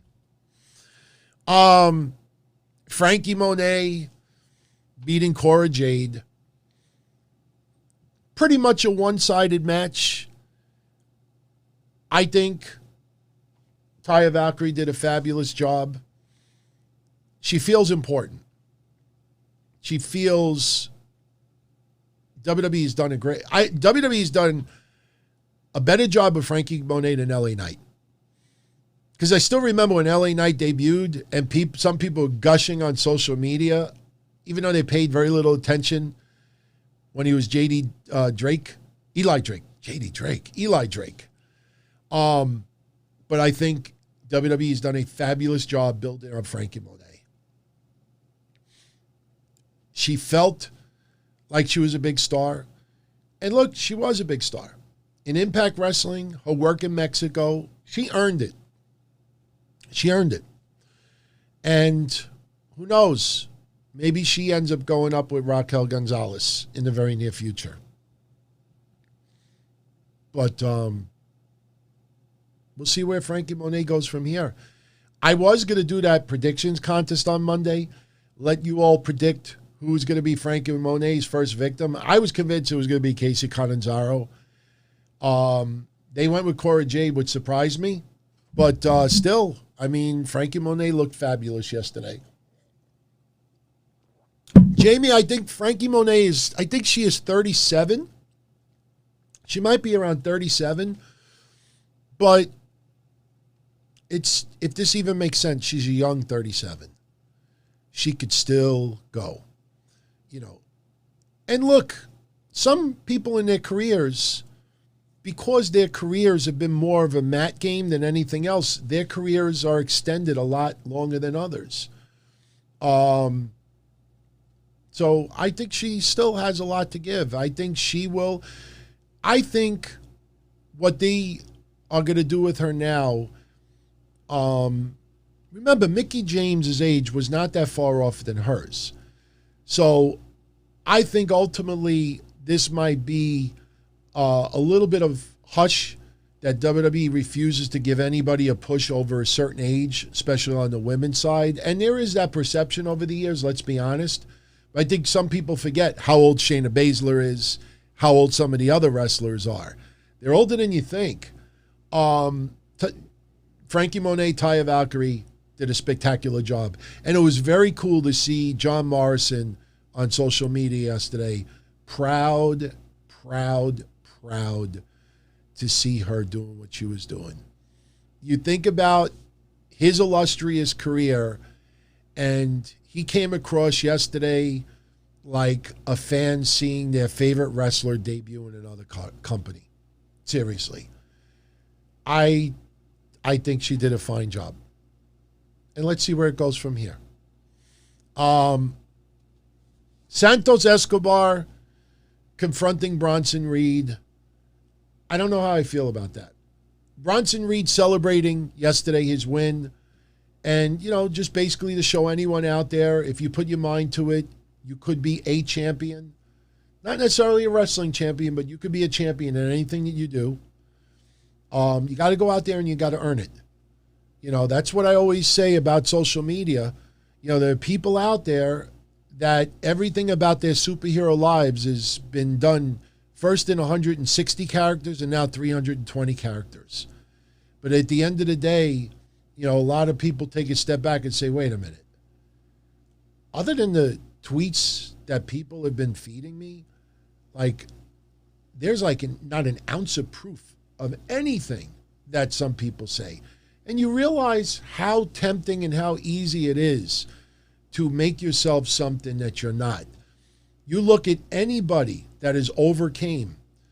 They've overcome by going out and physically doing it, not tweeting about it, with drawings. They've actually gone out and done it. Bronson Reed, you go to his career going back to Australia, that's not someone that you would honestly think would ever make it in WWE. And he did a great job, man. Big T doesn't have social media anymore. Dude, I've been wanting to drop mine forever, but I do like to talk to some of you out there, especially privately on DM. And I do like to show some good things once in a while, and I want to express my thoughts. Like tomorrow, I was going to tweet this earlier, but I'm going to wait till tomorrow. Even though guy don't give a shit about me. I met him a few times, and very likable guy, but I really feel bad for Mikey Whipwreck right now. Going through some big issues, not just physically, but mentally. And I'll talk about it tomorrow a little bit. But, sometimes you just want to go out there and say, hey, man, I know I don't amount to beans to you, but, we're thinking about you. That's a nice thing to be able to do once in a while, even though misery loves company, Like I said, even what I said about Alexa Bliss's pig yesterday, you think anybody out there even stopped to think of what I said specifically, that unfortunately, vets are not equipped to handle an animal that big? That's a fact. And that is the sad reality, but that doesn't sound good. Instead, the ones that are like, wow, how fucked up are these vets? They should be shut down. They should be ashamed of themselves. They should die. And everybody flocks to that because it sounds powerful. Such a true statement. Word. This. I don't live in a fantasy world. At the end of the day, none of these people that are sending likes to and followers, they're not going to pay these people's bills. They're not going to be there for them personally. They're not going to, give them a hand job physically. They're not going to, satisfy. They're not going to cook their meals. They're not going to do anything. All it's doing is giving people fake status. So, yeah, great night tonight. I tell you, for the fact that we just had NXT to talk about and be able to commingle into a couple other topics, I liked it. I like it. Pretty good. For an hour and 43, I really can't complain. Tomorrow we got, the DT show. I haven't even decided what we're going to do tomorrow. A lot of you want me to play a little more New Jack. So I might play a little more New Jack tomorrow. Different episode. One that, I'm looking for the one where he talked about the story with Chris Cash, asking him to call him the N-word and all that, because we were the ones that broke that story. The infamous fight that New Jack had backstage with Balls Mahoney, he broke it on our show back in the day, even though a lot of websites refused to give us credit. So I have a lot more. So I'll probably share a little more New Jack. I don't want to say it today, but I got two very, very, very, very nice emails from two people very close to him to thank me for all of the kind words I said last week. And it's nice to get stuff like that.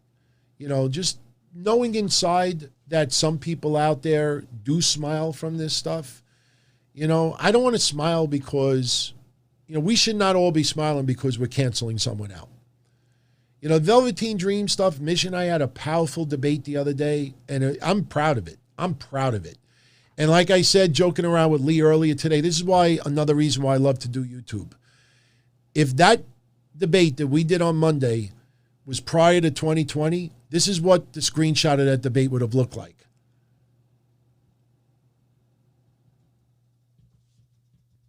So, Mish, what do you think about that Velveteen Dream stuff there? What do you think? Oh, here's a screenshot. Who the fuck wants to see a black screen in 2021?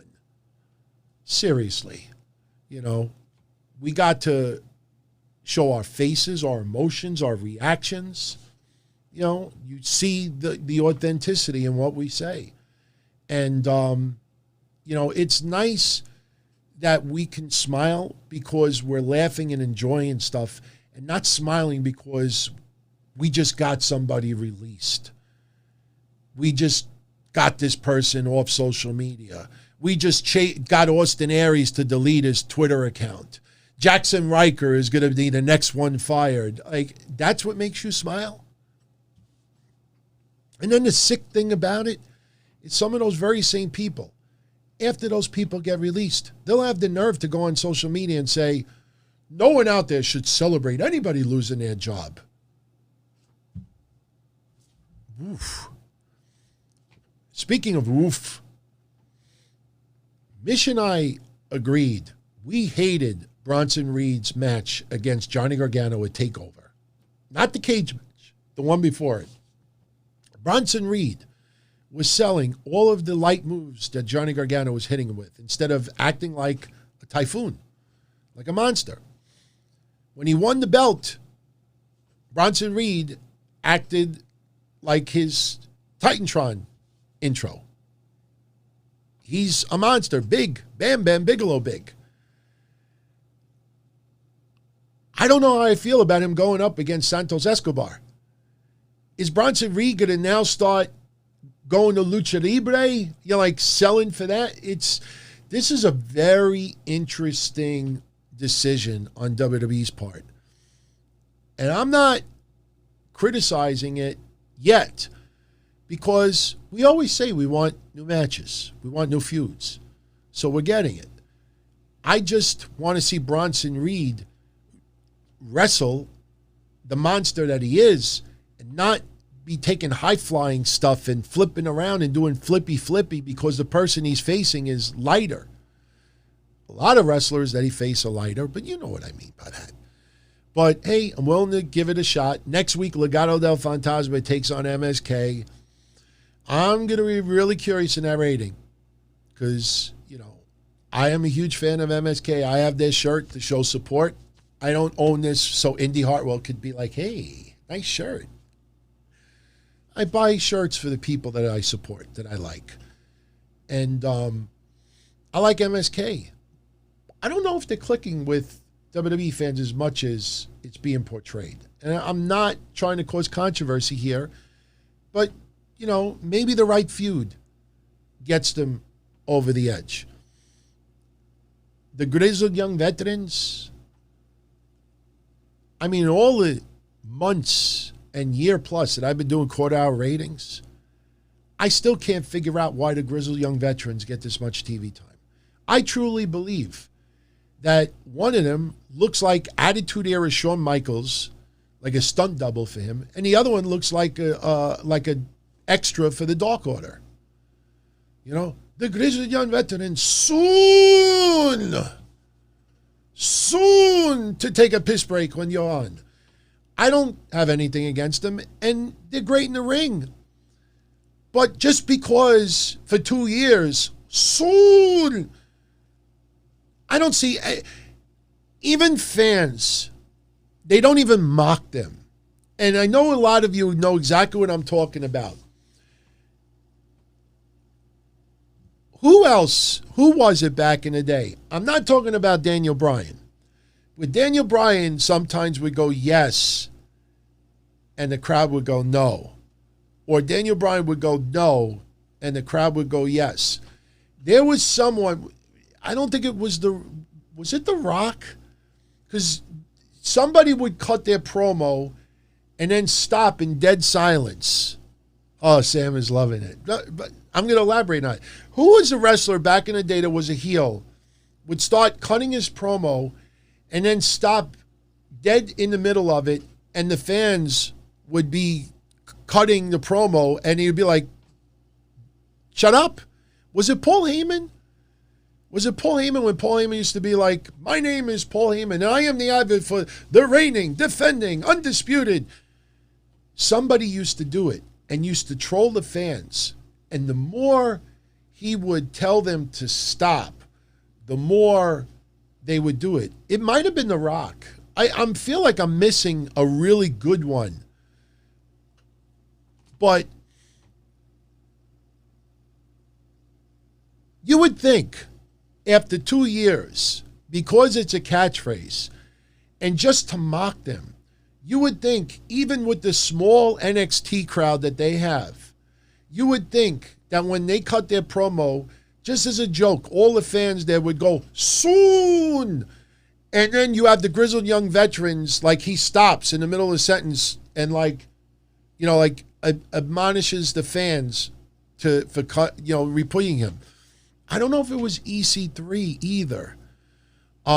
It was definitely The Rock, because The Rock would go, if you smell what, and the fans, but a lot of times he would intentionally pause, and he'd be like, The Rock, like he would not say, he'd be like, if you smell what The Rock is, like someone else would intentionally stop though, right in the middle of what they were saying. I can't remember who it was right now, but you would think after all of this time that the fans would get into that. And as soon as they start cutting their promo, we are the grizzled young veterans. And before he could say anything, the NXT fans go, soon! There's got to be somebody other than The Rock. There was someone else that did it. I'm going to remember. I'll let you know. It was definitely someone else besides The Rock. You're all right with The Rock. Absolutely. But there was someone else that would intentionally, and I do remember The Rock saying like, only The Rock gets to finish his catchphrase. But there was someone else that did it too. But after all this time, you can't get the crowd to go, soon. That's not good. If they would have picked up on it, I'm telling you, as ridiculous as it sounds, they probably could have just had a shirt. They could have just had one word on the front, soon, and then on the back would be a picture of the NXT tag titles. You don't even have to put their heads on it. Soon.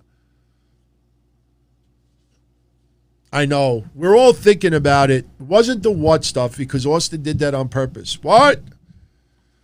Do I make you laugh? What? So, no, there was someone else. It was not Enzo. I'll remember. I'll definitely remember, because I remember watching. I remember a lot of fans going along with the promo, and the person would just stop and, get pissed off at the fans doing that. But, again, the Grizzled Young Veterans, they get a feud probably with Ciampa and Thatcher. I'm enjoying Ciampa and Thatcher. I'm still, last week, it felt like Ciampa was having the time of his life, and it came across on the TV. I think Thatcher and Ciampa would be really, really good as tag team champions. I actually want to see that happen. Definitely want to see that happen. It was not Lance Storm, because Lance Storm only had the one sentence, can I be serious for a minute? It was not him. We already talked about Kross and Balor. They tore it up. I mean, there was a couple of points at the end of the match that I was saying to myself, wow, I wonder how the internet would react if Balor actually won the belt. This was a flat-out brawl, and as I said earlier, just to repeat myself, Karrion Kross wrestled the best match of his NXT career so far. And Finn Balor, at this point, I don't know where he goes from here on NXT. I know a lot of people are against this. I think Finn Balor needs to go to Raw or SmackDown. It just feels, who is he going to feud with? He wrestled Adam Cole on a main event of NXT recently, and the rating was terrible. He wrestled Kyle O'Reilly on a main event of NXT wrestling and NXT recently, and the rating was miserable. He teamed up with Karrion Kross to main event an episode of NXT. The rating was miserable. He fought Karrion Kross, and for the number that came in, it doesn't look like they did a great number yesterday. Not in the 850 range that we think a legitimate pay-per-view quality main event should garnish. Finn Balor has not lost his stride. Finn Balor is still at the top of his game. But I don't know if it's just repetition. I personally think, and I know what some of you are going to say, but I personally think that 7, 8, 9 weeks, whatever it was, 12 weeks, that he was champion and they kept the title on him while he had the broken face, the broken jaw, I think that hurt him tremendously. Because people got so frustrated at nothing happening with that belt. And then I remember he teased a return. And didn't Pat McAfee like talk his ass out of the ring? Like Finn Balor, I remember the Prince is back. And then I think Pat McAfee hit the ring with his crew. And Finn Balor walks off. And it's like, this is a fucking joke. And then they set up the match with, I think, Karrion Kross, it might have been. And it was for like 3 or 4 weeks later.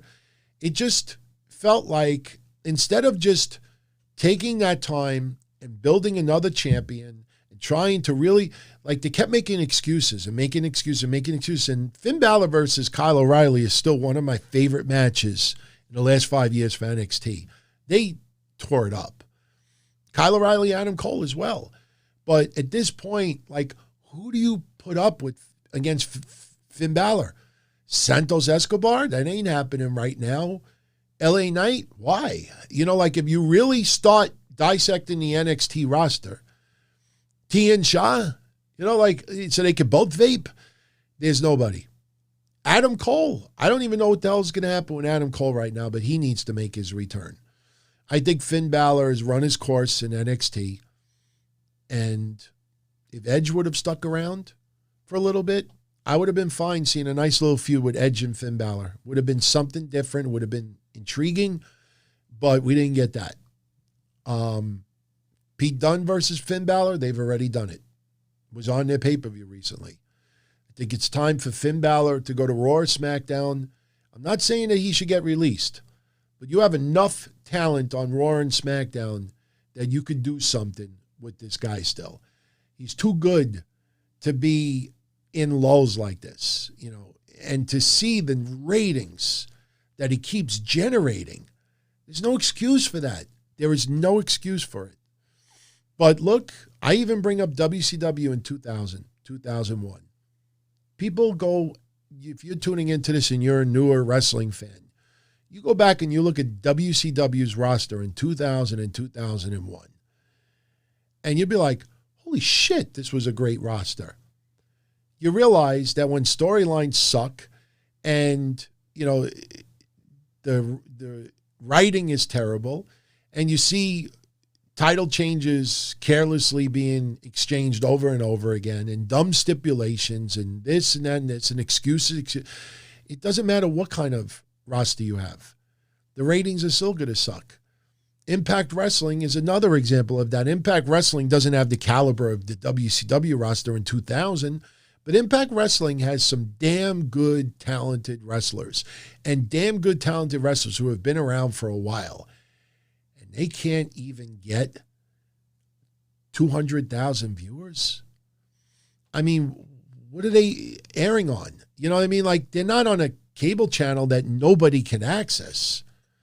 And trust me, if they were killing it in the DVR department or in streaming media, they would tout it. But they don't. So, I think, with that said, I think I'm going to start generating my exit for this evening. Crazy Cruiserweight says weeks ago was the NFL draft, the NBA draft. Oh, the NFL draft. Thank you. What did I say? NBA draft a couple of weeks ago? Yes, NFL draft. NBA draft happens after the playoffs are open or over. Sorry about that. My mistake. But I am not intentionally Crazy Cruiserweight. I'm not intentionally saying wrong things so you could super chat me correct answers.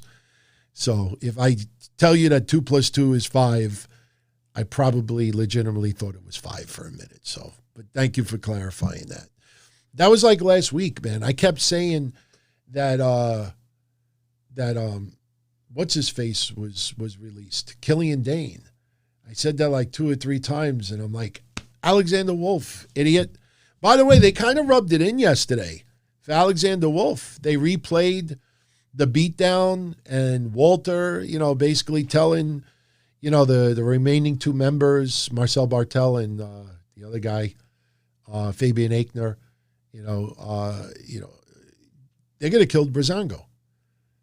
After what Walter said yesterday, like, they're showmen. You're professional wrestlers. Next week, I think Imperium are going to destroy Breezango. And guess what? It's probably not going to generate much of a rating. So, yeah, I mean, Alexander Wolf, I never realized how beloved he was amongst his fellow coworkers, which is a great thing. But at the end of the day, though, it shouldn't be something that saves your job, really. The guy could still wrestle. He's got to go out there and enjoy his career, what's left of it. Then if he comes back in a different capacity, that's always a possibility. I wish him well. I really do. Daniel-san, he says, cheers, brother. Push Kross versus Drew. I tell you, man, Drew McIntyre versus Karrion Kross would be really intriguing. In fact, I know this sounds nuts. I know it sounds nuts. But fans still really appreciate Drew McIntyre. But they got to go in a different direction with him. Maybe the draft, shake it up. Maybe he gets drafted to SmackDown. Then maybe we get the Drew versus Roman extended feud that some people thought we were going to get, not just, what we got back then. I would argue that maybe Drew McIntyre should go back to NXT for a little while.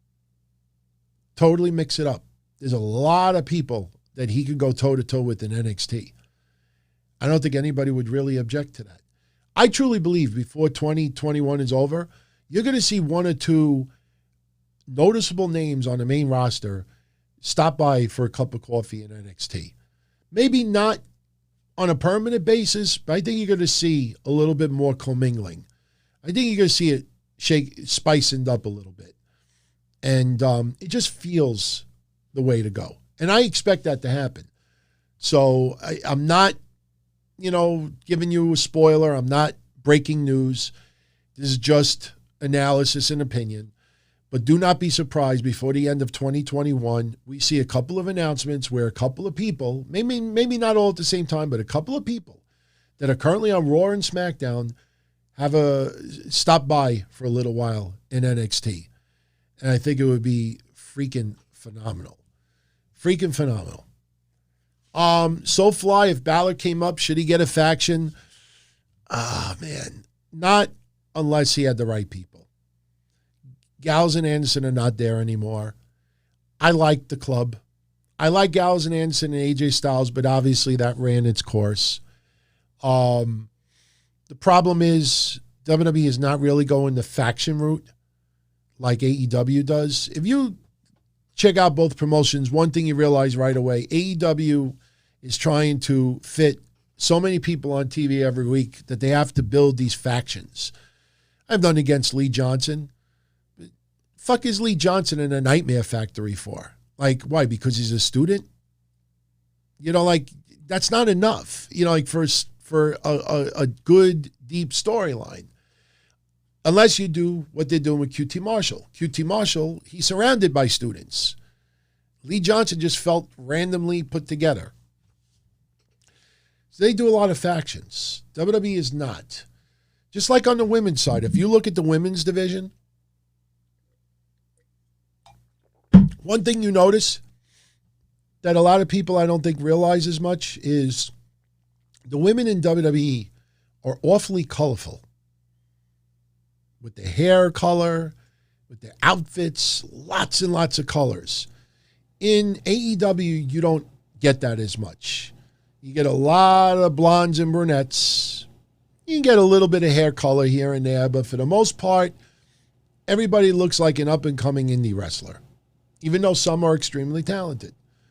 Thunder Rosa is an exception. Red Velvet, she's got a little bit of a different look also. Abaddon, obviously. But you could see in NXT, everybody looks like a cartoon character. Most, to a certain extent. So it's just more of identity. But Finn Balor right now, I don't know who you would pair him up with. I'd love to see him and AJ go at it a little bit more. I just don't know if AJ and Finn Balor are aligning themselves en masse or not. I don't know if that would be the way to go. So thank you very much, J. Carlos. Thank you very much, my brother. I appreciate it more than you know. You know that. But thank you. I hope everybody had a great time tonight. And now I kind of feel bad because, you know what? I actually can do this.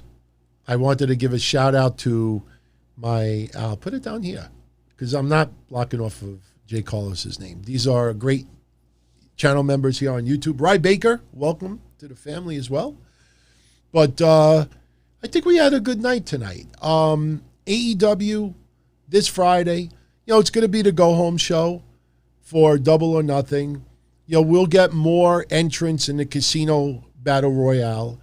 And look, as of right now, I want to do a little bit of a watch along while I do Friday's show. I mean, if I have to get the laptop, I will. I mean, if I have to I actually have a tablet inside. So I just realized I'll use my tablet. I'll put my tablet right in front of me. I'll keep the audio down so I don't get hit with any copyright stuff. But I'll just look in the tablet as we go along to see if anything major comes out of Dynamite. Some of the matches, are not really newsworthy, not very noteworthy, for the simple reason that they're not going to mess around with the pay-per-view. But again, I think, we got to get some tweaks to some of these matches. And the one that sticks out to me more than anything is Cody versus Anthony Ogogo. That's just staring at you in the face. Make it a flag match. Or at minimum, the winner gets his national anthem played on TV. It's not hard. So, Austin, it would not be like what a lot of people, I know Wrestling Days does a wonderful job with watch-alongs. I mean, he's just got his complete undivided attention to whatever he's watching. And he'll just stand there and watch it, and it'll be like, Drew McIntyre, the Claymore. He'll just pause and watch, and everybody comments, and that's a cool thing as well. But I want to, talk about, SmackDown. I want to talk about some other news tidbits. And as we're talking about it, I'll be looking over at AEW, and if I see something big going down on the screen, then I'll make note of it and say, blah, blah, blah just came out. The Young Bucks, they just attacked Moxley and Kingston, things like that. So, Friday, the plan is SmackDown review, Dynamite watch along. No reason for me to review it because we'll be commenting it as it happens. At the midnight hour, when Dynamite finishes, that's when I'll give you my predictions for Double or Nothing. So that's pretty much what I have planned for Friday. We will do the NXT quarter-hour ratings. I should be able to go through them tomorrow. So I was thinking about waiting until Monday and giving you AEW and NXT at the same time. But the more I think about it, I think it's probably better Friday. So Friday we'll do SmackDown recap. We'll do NXT quarter-hour ratings, the breakdown. We'll do a little watch-along with Dynamite. And I'll give you my Double or Nothing predictions. So those 4 things will be on the agenda. And, that's pretty much it. So if you're around tomorrow night, 10:05 p.m. Eastern, I will be back here for the mailbag, AMA, SDT. If you've never tuned into a Thursday night show, check out a little bit of last week. It was a great example of what we do on Thursday. We have casual conversation. It's not always about wrestling. It's about everything but wrestling sometimes. And then last week, for about 40 minutes, we played some vintage New Jack on a show that I used to co-host. And it was some of the funniest shit. And, people had so much enjoyment from that people wanted to carry over. So I have other appearances that he was on. And one thing, like I said, even if you despise this man, even if you still dislike this man, I think one thing you will definitely come out of what I have been doing is to show everyone that The New Jack that I came across for 25 years was a funny guy. I mean, anybody goes back with me, years and years and years, there's no denying it. Not me, not Mitch, not anybody. None of us ever laughed as much as this guy laughed. Every show, laughing and laughing and laughing and laughing and telling stories and laughing and telling it like it is. You know, and you get little hidden gems that people never even knew about some of the things he would say. But, so tomorrow I'm going to share a little more of the New Jack stuff. I'm going to try to find the episode of either the time that he was pushing me to post the pictures of Terry Reynolds covered in blood or the Chris Cash incident. He's done so many episodes with us. I have to literally go through them. I got to go back and look online when the news story came out about Terry Reynolds' photos, because right at that time is when he was trying to get me to post them. So once I know the month and the year, then I could go back to that month and the year and just focus on those episodes, and I should be able to find it. So Ruben is asking me, thank you, Jay Carlos, again, man. I really appreciate it. Thank you. Do I remember the funky little beat by Connie? I remember something, but I would have to listen to it later on. I can't play it here, obviously, for copyright issues. But you know what? I promise you this. You have my word. Because you know me, I was always into the old school dance music and stuff like that. As soon as I get this show online tonight, before I watch my stuff, before I go to sleep, I'm going to go check that out on YouTube. I'll do a search for that song. And if I remember that song, I will open up tomorrow spitting a couple of bars from it. So it sounds very familiar. There was another one by CNC in the Music Factory that had something with funky in it. Get Funky, I think it was. So funky, you know. No, it was Do You Want to Get Funky With Me? I think that's what it was. I'm revealing my age now. I think that was, 1995? So this sounds a little familiar. This sounds like this might be like around 1990, 1991. So I'm going to check it out. Definitely going to check it out. I'll see if it brings back memories. So, M. Mazio, I did bounce a couple of times when I was younger. And the last time I ever bounced, this is a true story, there used to be a club. There's actually an ECW connection to this. I used to bounce at a club called Palad's. Palad's was a dance club on Queens Boulevard in Queens, New York, back in the late 80s and early 90s. And at that time, I was about 330, 340 pounds, greased up Guido, and my friend Joey used to always bounce there. And he would pick up and this and that, and he always would just hang out by the door. And one night, he said to me, he's like, Blas, that was my nickname at the time, part of my last name. Everybody called me Blas. If I don't know if you've ever seen my yearbook. When I graduated from high school, the two things in my yearbook, most likely to become a wrestler or most likely to open a whorehouse. And I actually had a shirt that said Blasomania is running wild. And people actually wrote that in my yearbook. Blasomania is running wild. Late 80s. So my friend asked me, he's like, you want to bounce? You make like $100. You see like not a hot pieces of ass. Maybe you pick up. So I'm like, all right. So I went and I bounced. Stood out there. No fights, really nothing going on. Had a great time. Went back there 2 weeks later, and fight breaks out, and everybody's holding people back, and this group of people leave. And I got to get you the date, because you could probably go on newspapers.com and search it and find the article.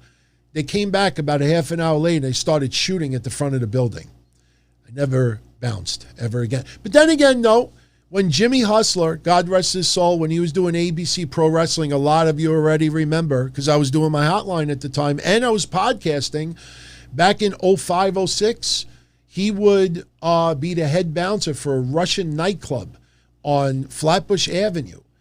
And I would go to the nightclub and I would bounce with him. And we would hang out at the club.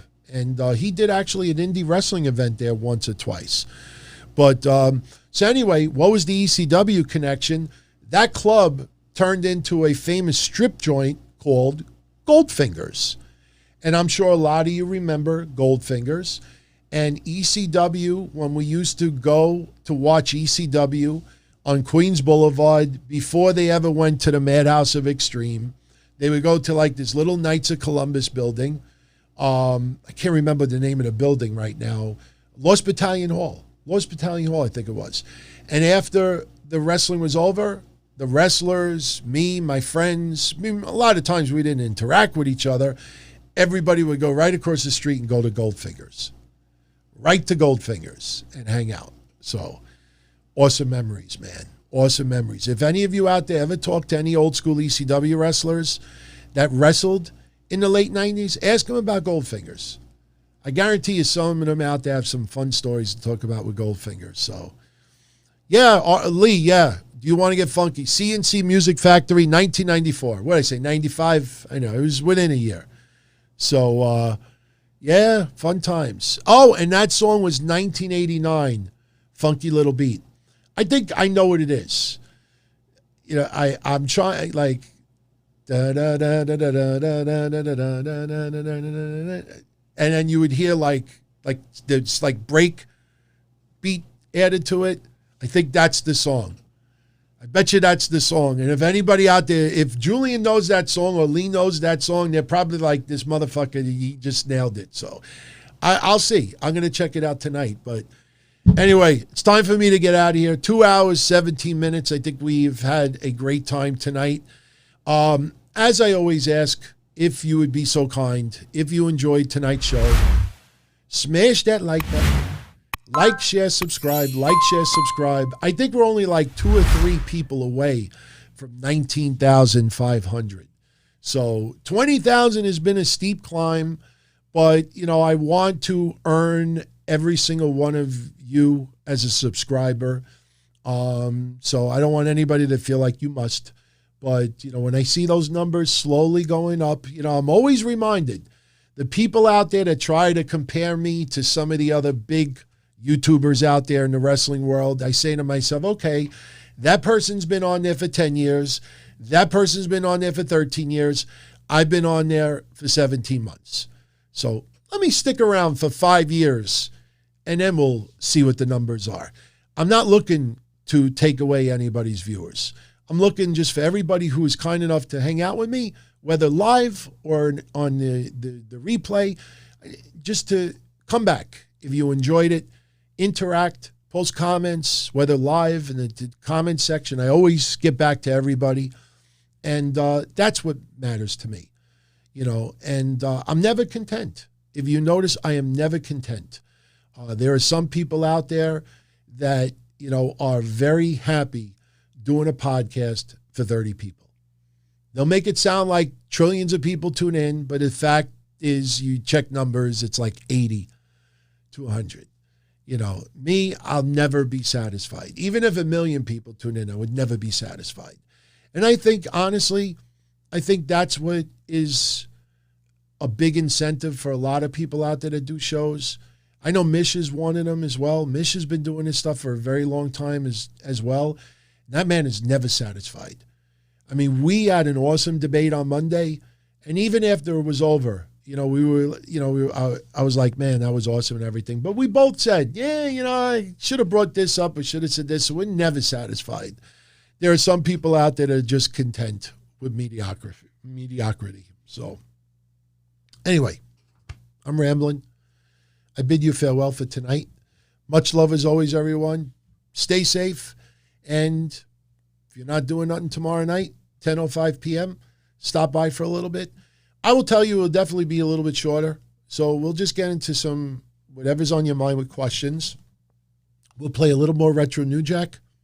Call it a night. So tomorrow should be no pressure, easy. And we'll do a contest.